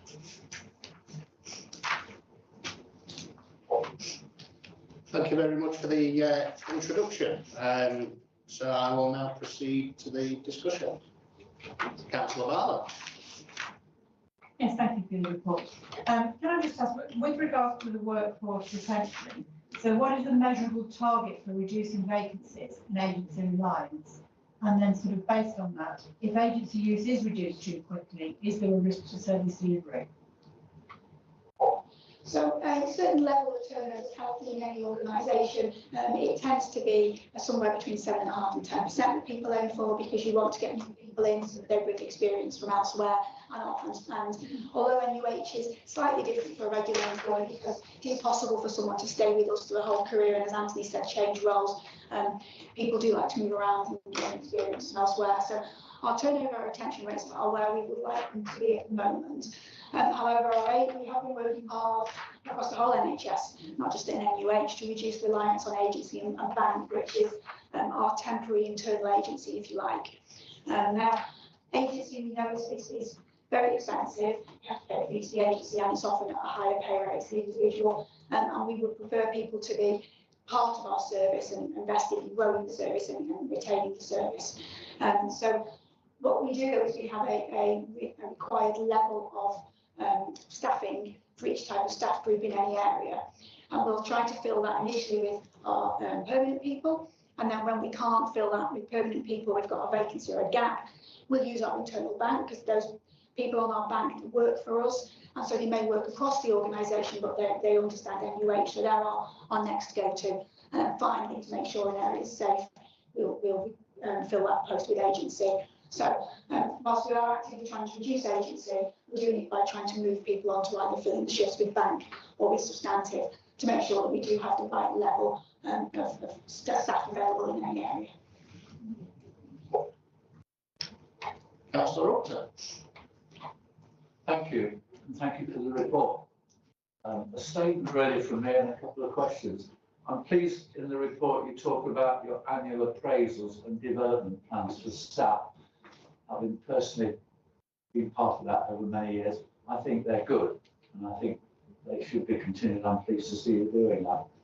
My question is, what is your relationship with the private sector hospitals locally or in the region in terms of recruitment, staffing, sort of taking pressure off, or the general relationship? I'm interested in that. So I'm happy to start on that, and then Danielle will. Is that better? Okay. So let me start there. So we have formal relationships with the private hospitals in terms of purchasing.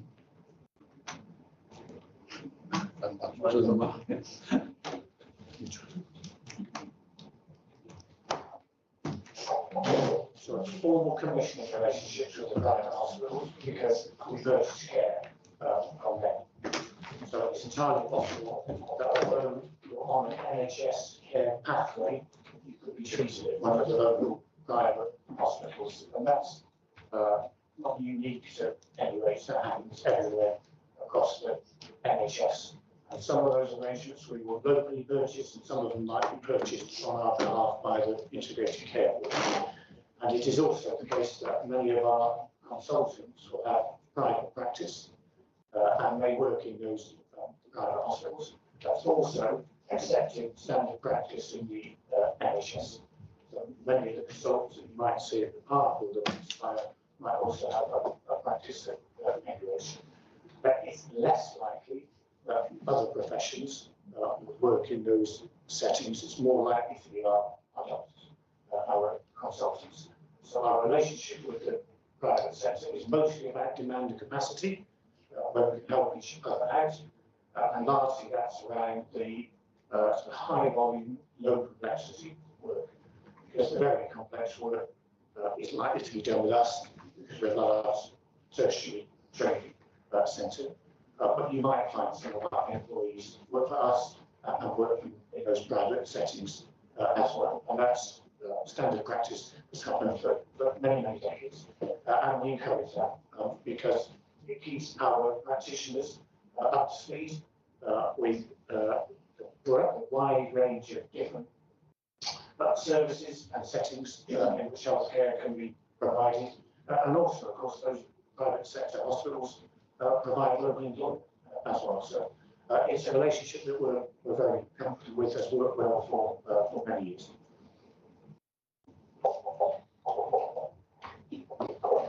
So in terms of how closely we work with other NHS and other healthcare organisations, within the local NHS we work closely with, as Chief People Officers, we work closely with City Care, with Sherwood Forest Hospitals, with the Healthcare Trust here in Nottingham. So we meet regularly, and if we do joint initiatives with recruitment, we'll work on them together. We do less joint work with the private sector, as Anthony's just said, in terms of staffing.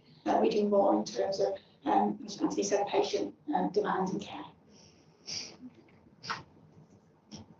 Councillor Wheeler.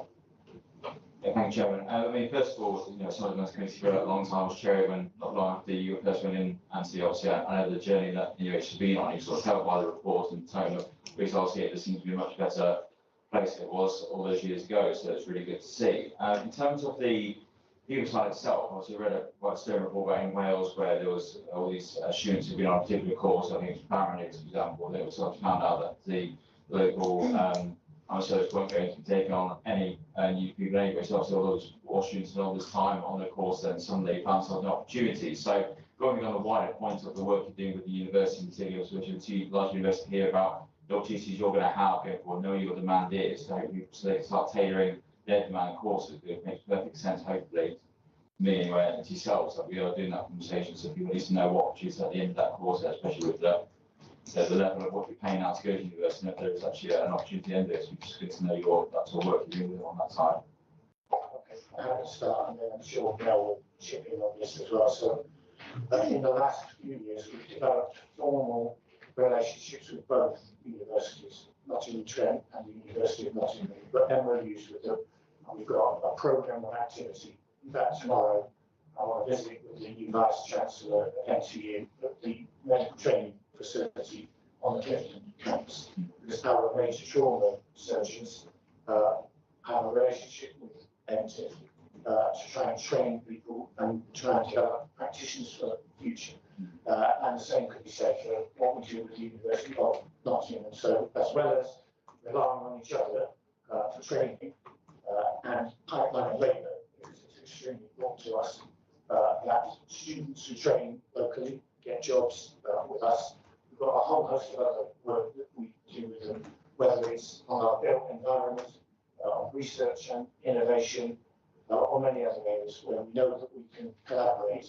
And that relationship is also really important because, of course, the people that work in our institutions pay their tax locally, they put back into their local communities. So we want to make sure that we're seen to be good partners.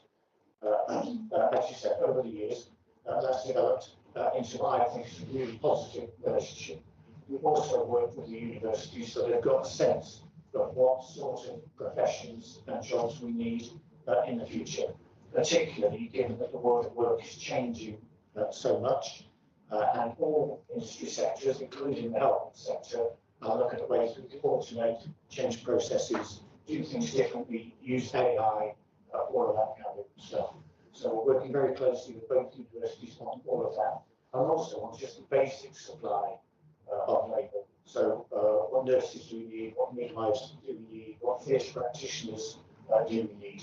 What gets the headlines in our relationship with the universities, of course, is the medical school and training doctors in the future. But actually, they train our pharmacists, our nurses, our midwives, our theatre practitioners, a whole host of other occupations, and we benefit greatly from the relationship and the supply of that labour. But Mel works very closely with the universities and might add something to that. Thank you, Anthony. So we've got really good relationships set up with Nottingham University, Nottingham Trent and Nottingham College. And what we're doing largely is working with each of those institutions across the key areas. So undergrad, postgrad, nursing, midwifery, HPs, pharmacy, healthcare scientists, this huge different range of roles. What we are trying to do then is to look at our workforce planning. So what do the jobs in the future look like? What do the jobs now look like? So that we've got that supply coming through. With Nottingham Trent in particular, they have quite a large library participation team that we're working with. So we're offering more placements to people from areas of the city that need that kind of step up. And we're expanding that area of work at the moment because what we want to do is open jobs to everyone. So that's an area that we're really focusing on.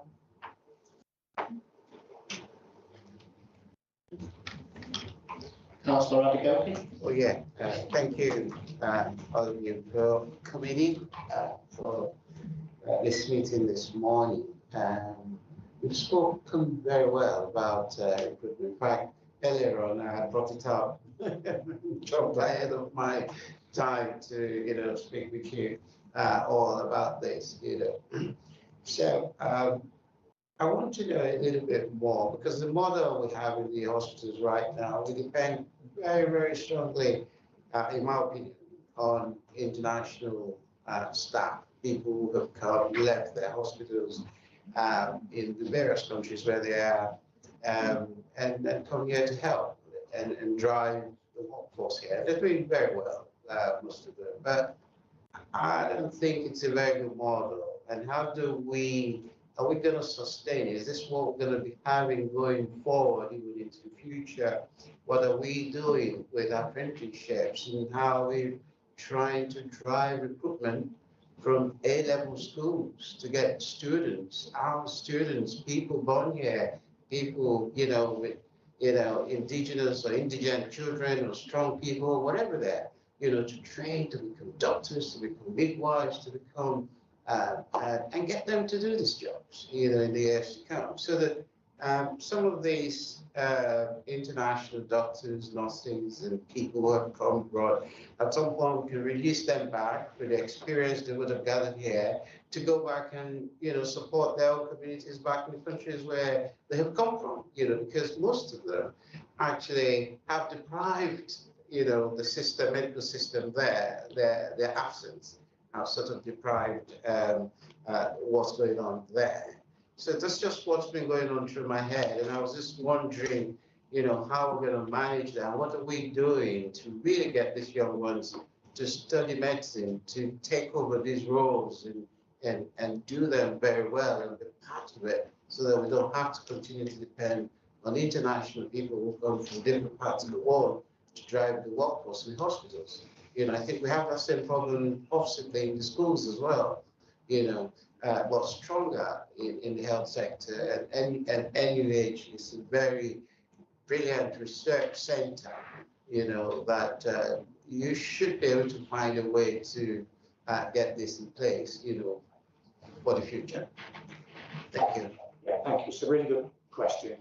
So first of all, you can imagine in a workforce of between 19 and 20,000 people, it's extremely diverse. We do employ people from all walks of life, all communities, locally, nationally, and internationally. But even in the time that I've been in the trust, which is coming up to around 4 years, our reliance on international staff has decreased significantly, particularly nursing and midwifery staff. When I joined the trust, we were actively recruiting abroad for nurses and midwives because, as I said, post-COVID, we had recruitment and retention difficulties. Those have eased over the years. So I think the balance has probably come back naturally. You also know that the government and NHS England are concerned to get that balance right. I think that's reflected in our recruitment and retention strategies locally as well. And we've got some brilliant people that work at NUH. Some of them are internationally renowned. Some of them who come from different countries, and they all add something to what we do. But we're equally very, very focused on recruiting local people and recruiting people from other parts of the country. It is true, as Jonathan said, that in the last few years there's been a struggle to make sure that there are enough training places and then enough jobs at the end of the training programs. We do our bit with that. If NHS England and the local DUE ask us to help out, as they have done in the last 2 or 3 years, by providing more training places and more jobs at the end of it, we try and do our very best. On the other end of that spectrum, I'm sure Belle will want to say something about what we're doing around apprenticeships and looking at novel ways to recruit, particularly local young people. Oh, great. Thank you. So some of you may know that there's been recently quite a few changes to the apprenticeship levy and how those funds are going to be utilised moving forward. There'll be a movement away from some of the level 7 apprenticeships to look more at entry routes through to alleviate some of the challenges we've got with youth unemployment at the moment. So we will be looking at where we've got those entry routes into the workforce, so that we can build on them and then look at how we bring those young people into our workforce and develop them. You'll see from some of our retention stats that some of the entry level professions around administration, status functions, they are routes that people come into our organisation, and then through the development that we've got in place and the opportunities we can offer, they often stay with us and move through the organisation, and we've got some really lovely success stories of that. So we are on the front foot with this, and we will look to be an active partner in that space. Thank you. Councillor Thatcher. Hi there. So I just firstly want to say that I don't think you can underestimate the absolute crucial role that NUH plays in a community like mine. I'm in Nottinghamshire and Attenborough and Rochdale is very close to Queens. All of my children were born at Queens. All of my grandparents died at Queens. Just it's like absolutely integral to our community, and I think people want to be proud of it and want to be able to trust it and rely on it. Thank you for the report. I think it's really good to see about all the apprenticeships and the work experience that is being done and getting young people kind of involved in that. I was wondering if you could detail anything about any outreach work that maybe you do with local secondary schools and sixth form colleges, really kind of when people think hospitals, think doctors, nurses, midwives, they don't really think much beyond that. There's obviously a lot more roles than that within the trust. Do you kind of talk to young people about some of those roles? Do you show them how they can get involved and potentially get an apprenticeship or kind of start a role for that engaged in? So now we'll want to pick up some of the detail of that. But can I come back to the first point that you made about the way people see NUH? So we take that extremely seriously. It's why we get out of bed every day, because we want local people to have high levels of trust and confidence in their local hospitals. It's like that's a contract between us and the local taxpayer, and we're working really, really, really hard to make sure that's the case. We often are under the spotlight, particularly around our maternity services, which are rightfully under a great deal of scrutiny. But we're working really hard with the independent maternity review, with our regulators, with NHS England to make sure that local people get the best services from NUH, and they can trust us. And when they walk through the door, they can have confidence in us. So I want to thank you for raising that point, because it gave me the opportunity to say that. Mel will answer the questions about what we do with local young people. Thank you. So we do work with a lot of schools that are classed as being with high levels of deprivation based on deprivation index. Last year we worked with 12 different school and student establishments to do some particular work with them. We do a lot more outreach as well, and part of that is going into schools, speaking to young people to talk about the types of work, the types of occupations that they can build with the NHS. We also have specific work that we do with groups that we know are disadvantaged, like caregivers, people that have disabilities, especially young people with disabilities. So we're trying to take a multi-pronged approach to that. We also go into job centres. So there is that gap, isn't there, when people leave school and then they're really struggling to find jobs at the moment. So we're trying to move into all of those areas, and we're really happy to hear from members here if there are particular areas you think we should be focusing on. Thank you. If I could just come back on that. So through my patch, the tram line runs right from Toton, and obviously it stopped right at QMC. And there's like 3 secondary schools, 4 secondary schools that are very close to that. It's absolutely like perfect commuter distance. And I do think that's something that potentially should be looked at, because although they're not, it's not a hugely deprived area, certainly would be people who are not going to university and would think of doing an apprenticeship or something, and I think that's something that could be explored.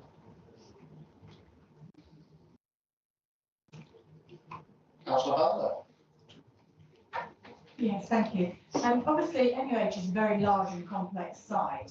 So in my own experience, I've had dealings in various departments. Some have been absolutely amazing in the past, others absolutely atrocious, and the difference is vast. So how will consistent culture be embedded across all the departments when you're looking at staff morale? Well, let me start on that, and then College will chip in. So you're right on all fronts.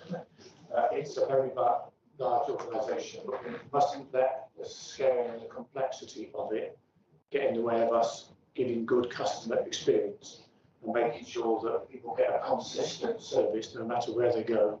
And all of that, of course, does come down to culture, data processes and systems as well. But your question was specifically around culture. In the last few years, in each version of People First, what underpins it is trying to have a good and positive culture in the organisation, whether that's staff feeling included, or whether it's making sure that we develop good customer service and good customer satisfaction to meet the expectations of the patients and families that rely on us. But you're right, it can vary service to service. what we did a year ago was restructure what we used to call our clinical divisions. There were 6 of them into 4 new clinical care groups. We put different leadership arrangements in place, and we've asked our clinicians to take more of the lead in defining the terms of our service and the expectations around quality, safety, and experience on the basis that the clinicians know best about those things. And we're trying to back it up with more modern systems and processes so that when you interact with the hospitals, you can do so in a way in ways that you're more used to. So, for example, in the next year or so, we should have an app that's available for you on your smartphone so that you can manage your bookings in our outpatient facilities, for example. And we'll develop ways where you can leave feedback so that we can get a better sense of how your experience has been with us. But also just currently working on our executive portfolios to make sure that we've got an appropriate focus on quality, safety, and experience, and consistency throughout the organisation. So if you come in for an outpatient clinic because something wrong with risk in your hand, you get exactly the same experience as if you come in for a very complicated inpatient experience. So recently, part of my visits around the trust, I observed a really complicated heart surgery, watched the team undertaking what is in the end an amazing life-saving operation. I want that person who's got an excellent experience and is recovering well. I want the people, the outpatients who just come in for a routine appointment to have exactly the same experience. And at the moment, I have opportunities to do that. And we do get feedback through our complaints processes. It's often about the way that we navigate people around the services, the way we book them in, the way that we signpost our clinics and enable people to move around the trust. It's about having sufficient parking or having public transport routes coming in and out of the hospitals because there's never going to be enough parking. And then it's about the attitude of the staff to make sure that all of our staff see all of our patients and their families as their customers and as taxpayers who have invested their money in that service. And I think we've done a lot on that in the last few years. It's definitely better than it used to be, but we've got a very, very long way to go. And through the latest version of our People First strategy, I think we'll travel more distance. But even then, it's like painting Forth Bridge partnership in a large, complex organisation. We're going to have to keep going and really attend to the basics about the way people address the patients, the way we navigate them around the sites, the way we get on and off the sites, the way we follow up with their aftercare, especially for those patients who have a long-term relationship with us. As a college, I wanted to say something about what we're doing, the work we're doing specifically on culture. I think we've got some really fantastic foundations in the last few years. We recently, or last year, we relaunched our values and what they mean in terms of behaviours that we want and behaviours that we don't want, to make sure we've got that consistent experience for people. I think from a people perspective, communication is really important. Often from the complaints and cases that I look at, we can clearly see when there's been a breakdown, not just of the system and process, but of the communication as well and the impact that has had. So we're working hard with colleagues to put training programs in place to make sure that our values are woven through everything that we're doing. One of the key things we've done this year, which I'll talk a bit more about in a minute, is introduce our manager training program, because we know that the manager is the most important working relationship with an individual, and that has a real impact on how the individual does their work and how they communicate with people. So it's really important to us that we get the manager training right, so that that will then ripple through the organisation. Just building on what Danielle said, we take a lot of feedback from our staff via the National Staff Survey that's run across the NHS. This year we had a 5% increase in response rates, so over 9,000 people responded. We're at 45%. Our ambition is to go over 55 because we want the majority voice. What they are telling us is that leadership across the organisation is improving. So our results are going up in that area, which is really important for culture. What we've also done is our people management programs. We've got about 2,200 people who manage people across the trust. And what we're doing with that program is getting a consistent view of what good management looks like, so that people then have the skills and the confidence to do that really well. We're then focusing on how we build effective team working. So experiences people have when they come into the trust are built on those experiences of the people they interact with and the team working that's going on across the trust. Research tells us that good team working improves patient care, it improves mortality rates, a decrease in mortality. It's that hard, the evidence base around that. So we're focusing on getting our managers right so they can build and lead really effective team working. And we'll measure the impact of that against patient feedback, but also through our national staff survey. So again, we have a really clear, involved, engaged plan around this with our improvement. So I hope you see that when you visit us next time. And I'll just add, if I may, I think your questions, you've hit the nail on the head around culture, because in an organisation of our size and complexity, what you find is there's different cultures across the organisation. And the challenge that we have is how do we get a unified culture and a unified good culture, because you can clearly have a unified culture that isn't the right one. And actually, as Danielle does, I sign off complaints regularly as a member of the executive team. And actually what you find is the common theme is not necessarily what we do as an organisation, the clinical care you have, the surgery you have, the outpatient appointment, it's how we do it. It's the communication that we have with you, it's the follow-up that we say we'll write to you in 2 weeks and takes us a month to get back. It's the how we do the interactions. Hence why, as Danielle said a couple of years ago when we launched our new values, they are really important. They're not just things that we put up on a wall, because they are the expectations that all our staff are expected to follow in the way that they interact with each other, but crucially how they interact with our patients. And the other point that I would make on that in response to your question is, through our recognition work, so we've done a lot of work over the past 2 years on our staff recognition. I noticed actually posters around this building about staff recognition. The point of that is highlighting the good bits of our culture that we want to demonstrate and show and showcase to other members of staff. So we have, for example, what we call VIP awards in the organisation, Values in Practice awards. Every month we get up to 100 nominations from staff and patients for members of staff who have lived those values. So if we say we're kind as a value, what does that mean? What does that look like?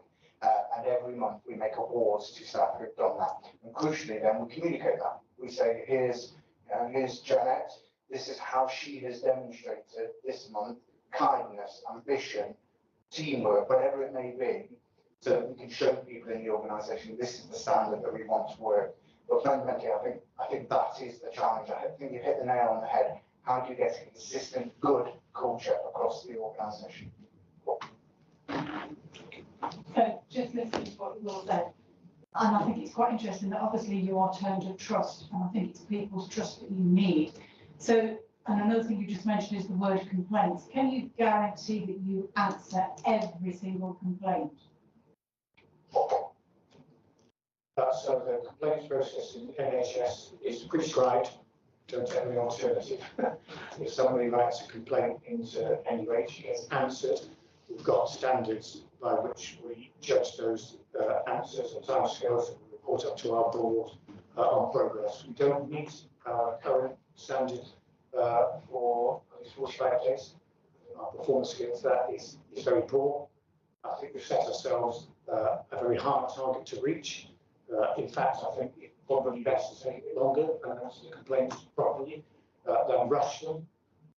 They can be very complicated and require lots of clinical and other input. So we do try and treat all the complaints seriously and give a full answer. Make sure you answer the question, make sure the language is straightforward and easy to understand. And of course, there's an escalation process as well. So if I'm not happy with an answer to a complaint, they can go to the ombudsman, or they can ask to meet someone like me or my colleagues, and we're ready to do that as well. So the complaints process is managed, I think, very efficiently. We'd rather not see all the complaints that we get, but when we do get them, we treat them very seriously. We try and give people a full answer, and if they're not happy with it, we do the follow-up. And of course, the backstop is the ombudsman. thank you. I can tell you you're actually incorrect because I know of a complaint that hasn't been dealt with, just so you're aware.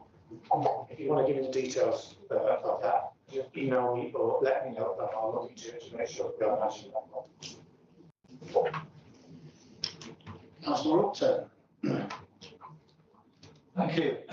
Yes, just a comment from me to start with. My own experience of going to the QMC and with others who I've accompanied there in the last 18 months, there has been a significant improvement in customer care.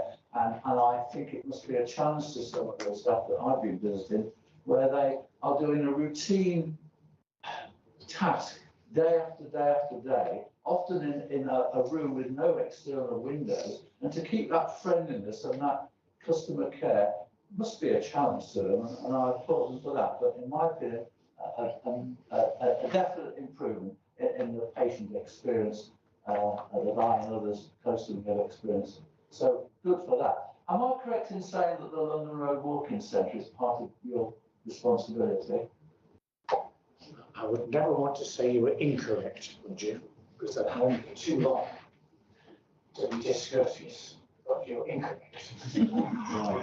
Okay. The London Road Urgent Treatment Centre is operated by City Care.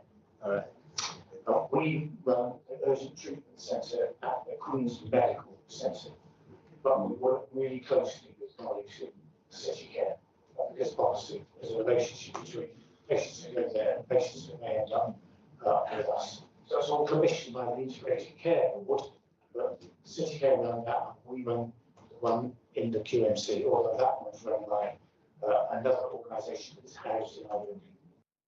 Well, thank you for that, and I can assure you that the two work very closely together. It brings me to my final question, that is, the new Broadmarsh Diagnostic Centre, is that going to be coming under your control? Well, if it is, then I think I read recently that it's due to open next year, and it's going to have some really high-tech, state-of-the-art kit, such as MRIs and all the rest of it. I mean, are you confident? Are you on track for, I mean, what presumably is quite a major task of recruitment to extra staff, I guess, to go in that new facility? So can I come back to the point you raised earlier about our staff and the environment in which they work? Because there is no doubt that some of our built environment leaves a lot to be desired. Of course, we were going to be part of the government's new hospitals programme. In fact, our part in that was due to begin around now, but that's for obvious reasons of the financial problems being delayed, and we're not likely to see that until the end of the next decade. So in the meantime, we're working really hard with NHS England to try and improve the facilities that we've got, because they are sometimes not great environments, either for patients or for staff. And you're right, of course, there is a relationship between the quality of the environment, the quality of the staff, and the quality of the care. So the more we can do to improve our environment, the better. And aside from some of those big flagship developments like the NRC and the Diagnostic Centre, we're doing some amazing things. We've replaced all of our windows at QMC, so that the building's got a much lower carbon footprint. We've changed all the heating arrangements at QMC and the City Hospital for the same reasons. We've got underway now a new endoscopy suite at QMC, new cath labs at the City Hospital. We spent £35 million on our neonatal services a couple of years back. So we are doing what we can to improve the environment, because I also think that speaks to trust and confidence of local people in what we do in very modern environments. Diagnostic Centre is on track to open either late this year or early next year. The business case for that is twofold. Some of it will be work that we'll take out of QMC, because QMC is a very compressed site, and the scanners there get absolutely hammered. There's a very famous scanner in the depths of ED called CT2, I think, and according to the manufacturers, it's the most used scanner in Europe. That's how busy our ED is. So some of this will be using those new scanners to take work away from QMC when it doesn't need to be at QMC. It's also better for the patient because it's more accessible. park your car at Royal Marsh, you can get a tram, you can get a bus, you can walk there. So that's better. So the staff that will provide those services will transfer across from their current work, or sometimes we'll do work in QMC and in the new centre. We also hope to add additional appointments into that because we've got new machines. In fact, more machines than we originally envisaged, so more tests that we can do at a diagnostic centre. And that, of course, will have to recruit the staff. And that goes back to the conversation we had earlier about trying to recruit and retain those people locally, if we can, because the skills that they bring are incredible, but they're also very hard to find. So we're going to do our best to make sure that as much of that recruitment is done as early as possible and as locally as possible. Any other members? Sabrina? Thank you, Chair. I was going to ask a quick question about the report. Before I do, can you just clarify, you said there, Anthony, about the developing of the NHS, of the app for booking appointments and giving feedback. Is that separate to the NHS app? So we run something called an electronic patient record system in the trust. We made a significant upgrade to it last year, which means that now practically all of our clinical services use the same recording mechanisms. Now that we've got that framework in place, it enables us to develop outward-facing applications, one of which will be an application for people's smartphone that's linked directly to patient records in the hospital and our booking and scheduling services, but it will also be linked to the NHS app. And because what we procured is the standard electronic patient record hardware and software, we can easily integrate it with the NHS app, but it will serve the same purpose. Local people, patients, will be able to manage their booking and their scheduling and their interface with the hospitals in the way that you manage the rest of your life on one of these in the very near future. Okay, thank you for clarifying that. That's something I'll get back to you about. So my actual original question was going to be about, talks about in the report, we mentioned the freedom to speak of guardians. I'm just curious to find out, understand what concerns might be raised through them and what themes might be emerging, and whether or not staff feel safe to speak up without fear of reprisal in terms of the survey.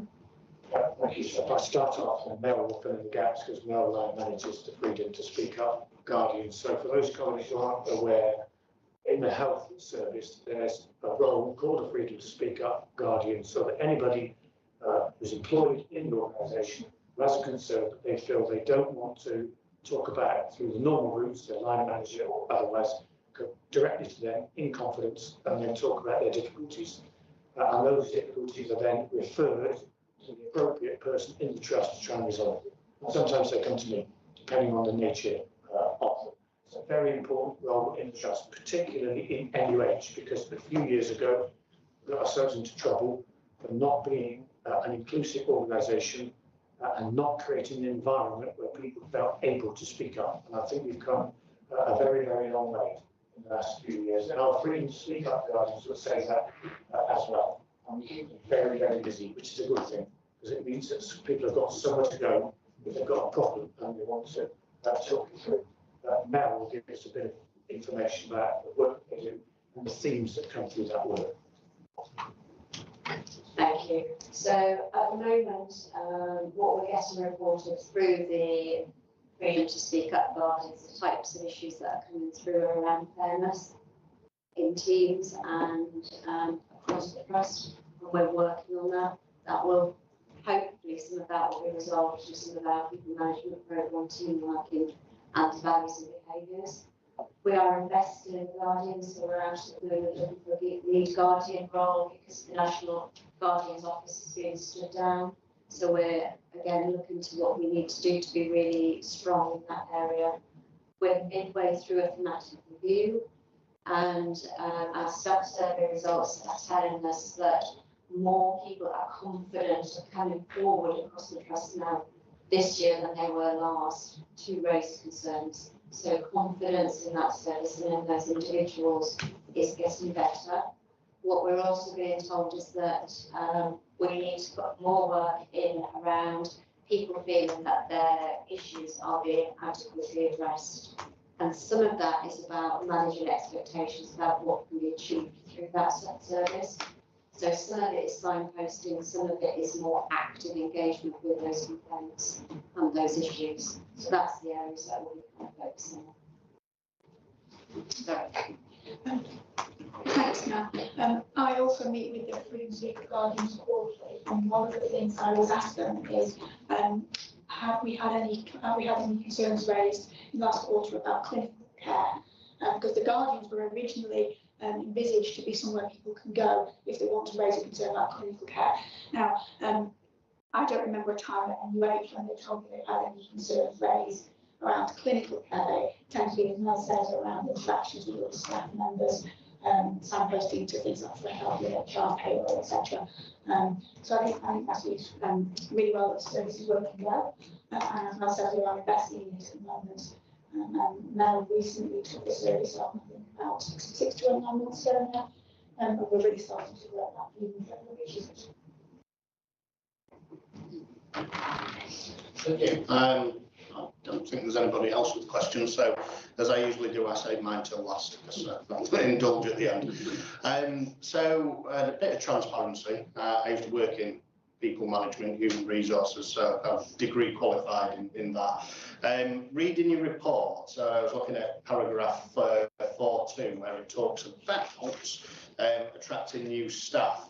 In that, you're talking 2 paragraphs about being an employer of choice.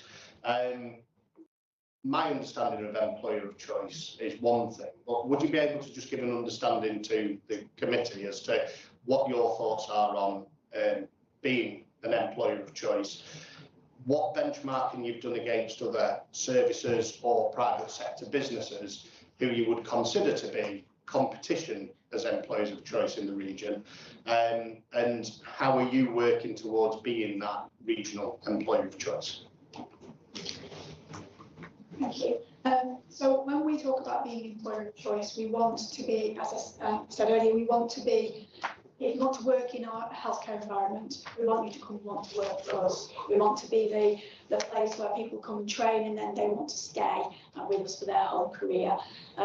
We tend to benchmark ourselves against other NHS organisations as opposed to other private organisations, although recognise that, especially with some of our corporate roles, the competition for us in the city will be with private organisations as well. We monitor where our students go. So we have especially with nursing at the moment, we have almost a promise of a job if you train with us, if you want to come with us. And over recent recruitment, we find actually that we are oversubscribed for our places from newly qualified students. We know we've got further to go. We know that NUH at the moment, as we talked about earlier, experiences in some areas differ greatly from experiences in the other. We need to get that consistency. And then we want, as I said, we want people to want to come work for us and stay with us. One of the other things that we're looking at, I don't know if you've come across it, it's Great Place to Work, and they have an index. So we're looking at what that framework looks like. So we could do some external benchmarking if we wanted to. The other thing is the National Staff Survey, so that provides the big tables of responses for NHS organisations, and it's something that many staff would look at when they're looking for jobs and looking for opportunities, and the National Student Survey as well. So clearly we want to improve the results in those areas to build that brand for the employer of choice. So if I get that right, really it's more about sectoral employer of choice rather than within the region. Yeah, I would say you're in a very challenging market because you're funded by the taxpayer, so you don't have the ability to raise profit, and therefore sort of invest back in. You get what you've got, so it must be challenging. But it sounds like you've got that strategy to develop the culture, which is what you really want to attract people. So that's good to hear.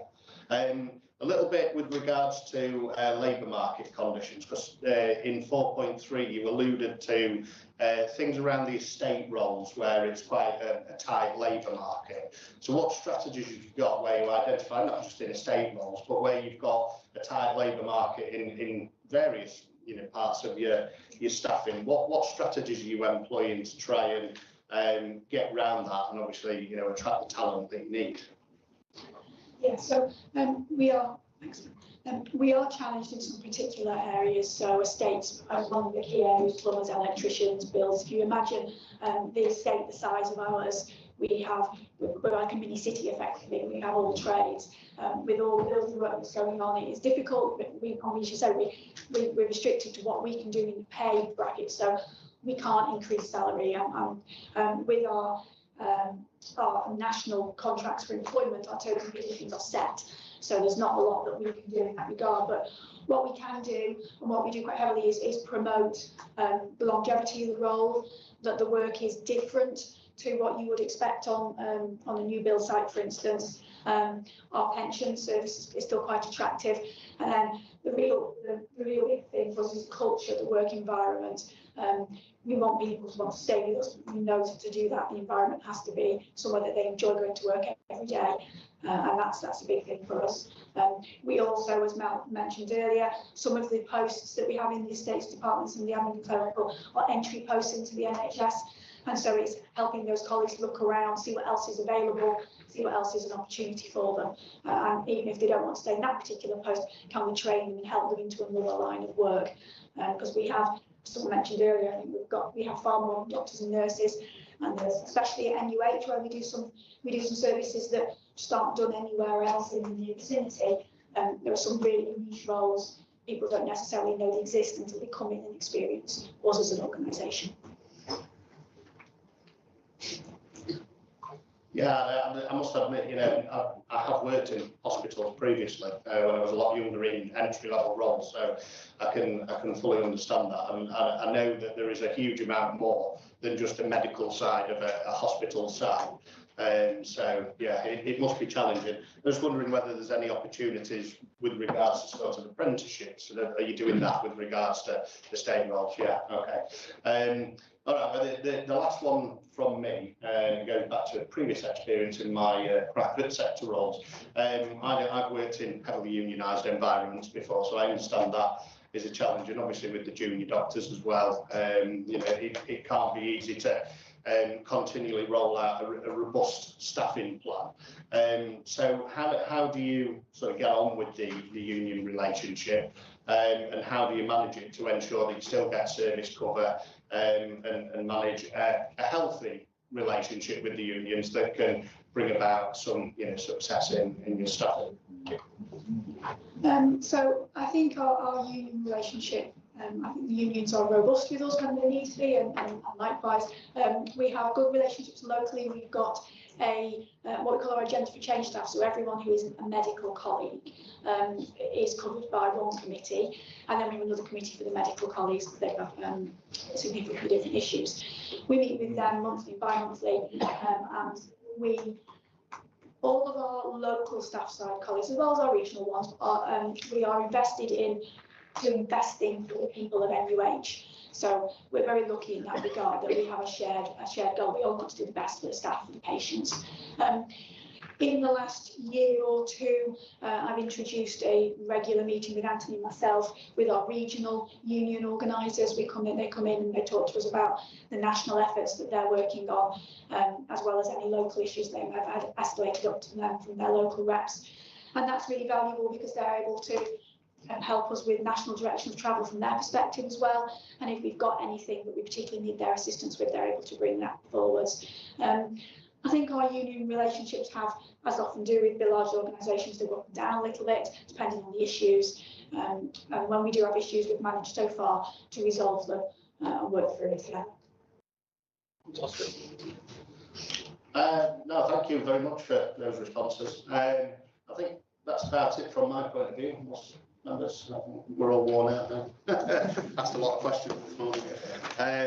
Okay, so I thank you all for coming. It sounds like the strategy is working. Obviously, I've got the perspective of Jonathan to obviously he's been on the committee for a number of years to sort of share the history of the journey that you've been through. Obviously, I'm quite new to the role on the committee, but it sounds like you've taken it from sort of a place where it needed a lot of love and attention, and it really is getting that now. So it's good to hear, definitely. So I shan't take your time anymore. So I'll just move on to the recommendations. So the recommendations be that the report be noted. Yeah, thank you. And that feedback of members on the workforce-related elements of the People First strategy and the Trust's ambitions regarding workforce recruitment, development and retention be noted. There we go. And that is that. So if you do wish to leave, I'm just going to be wrapping up with our work programme item. So if you do wish to leave, feel free to do so. Thank you very much. Thank you for your time this morning. Thank you. So I'm sure you'll all be glad to know that we move on to the final item on the agenda, which is item 6, the work programme. So just from me, the main highlight in respect of the work programme is that we're looking to arrange a programme session for planning the scrutiny work for the 26-27 municipal year, and the date will be communicated in due course.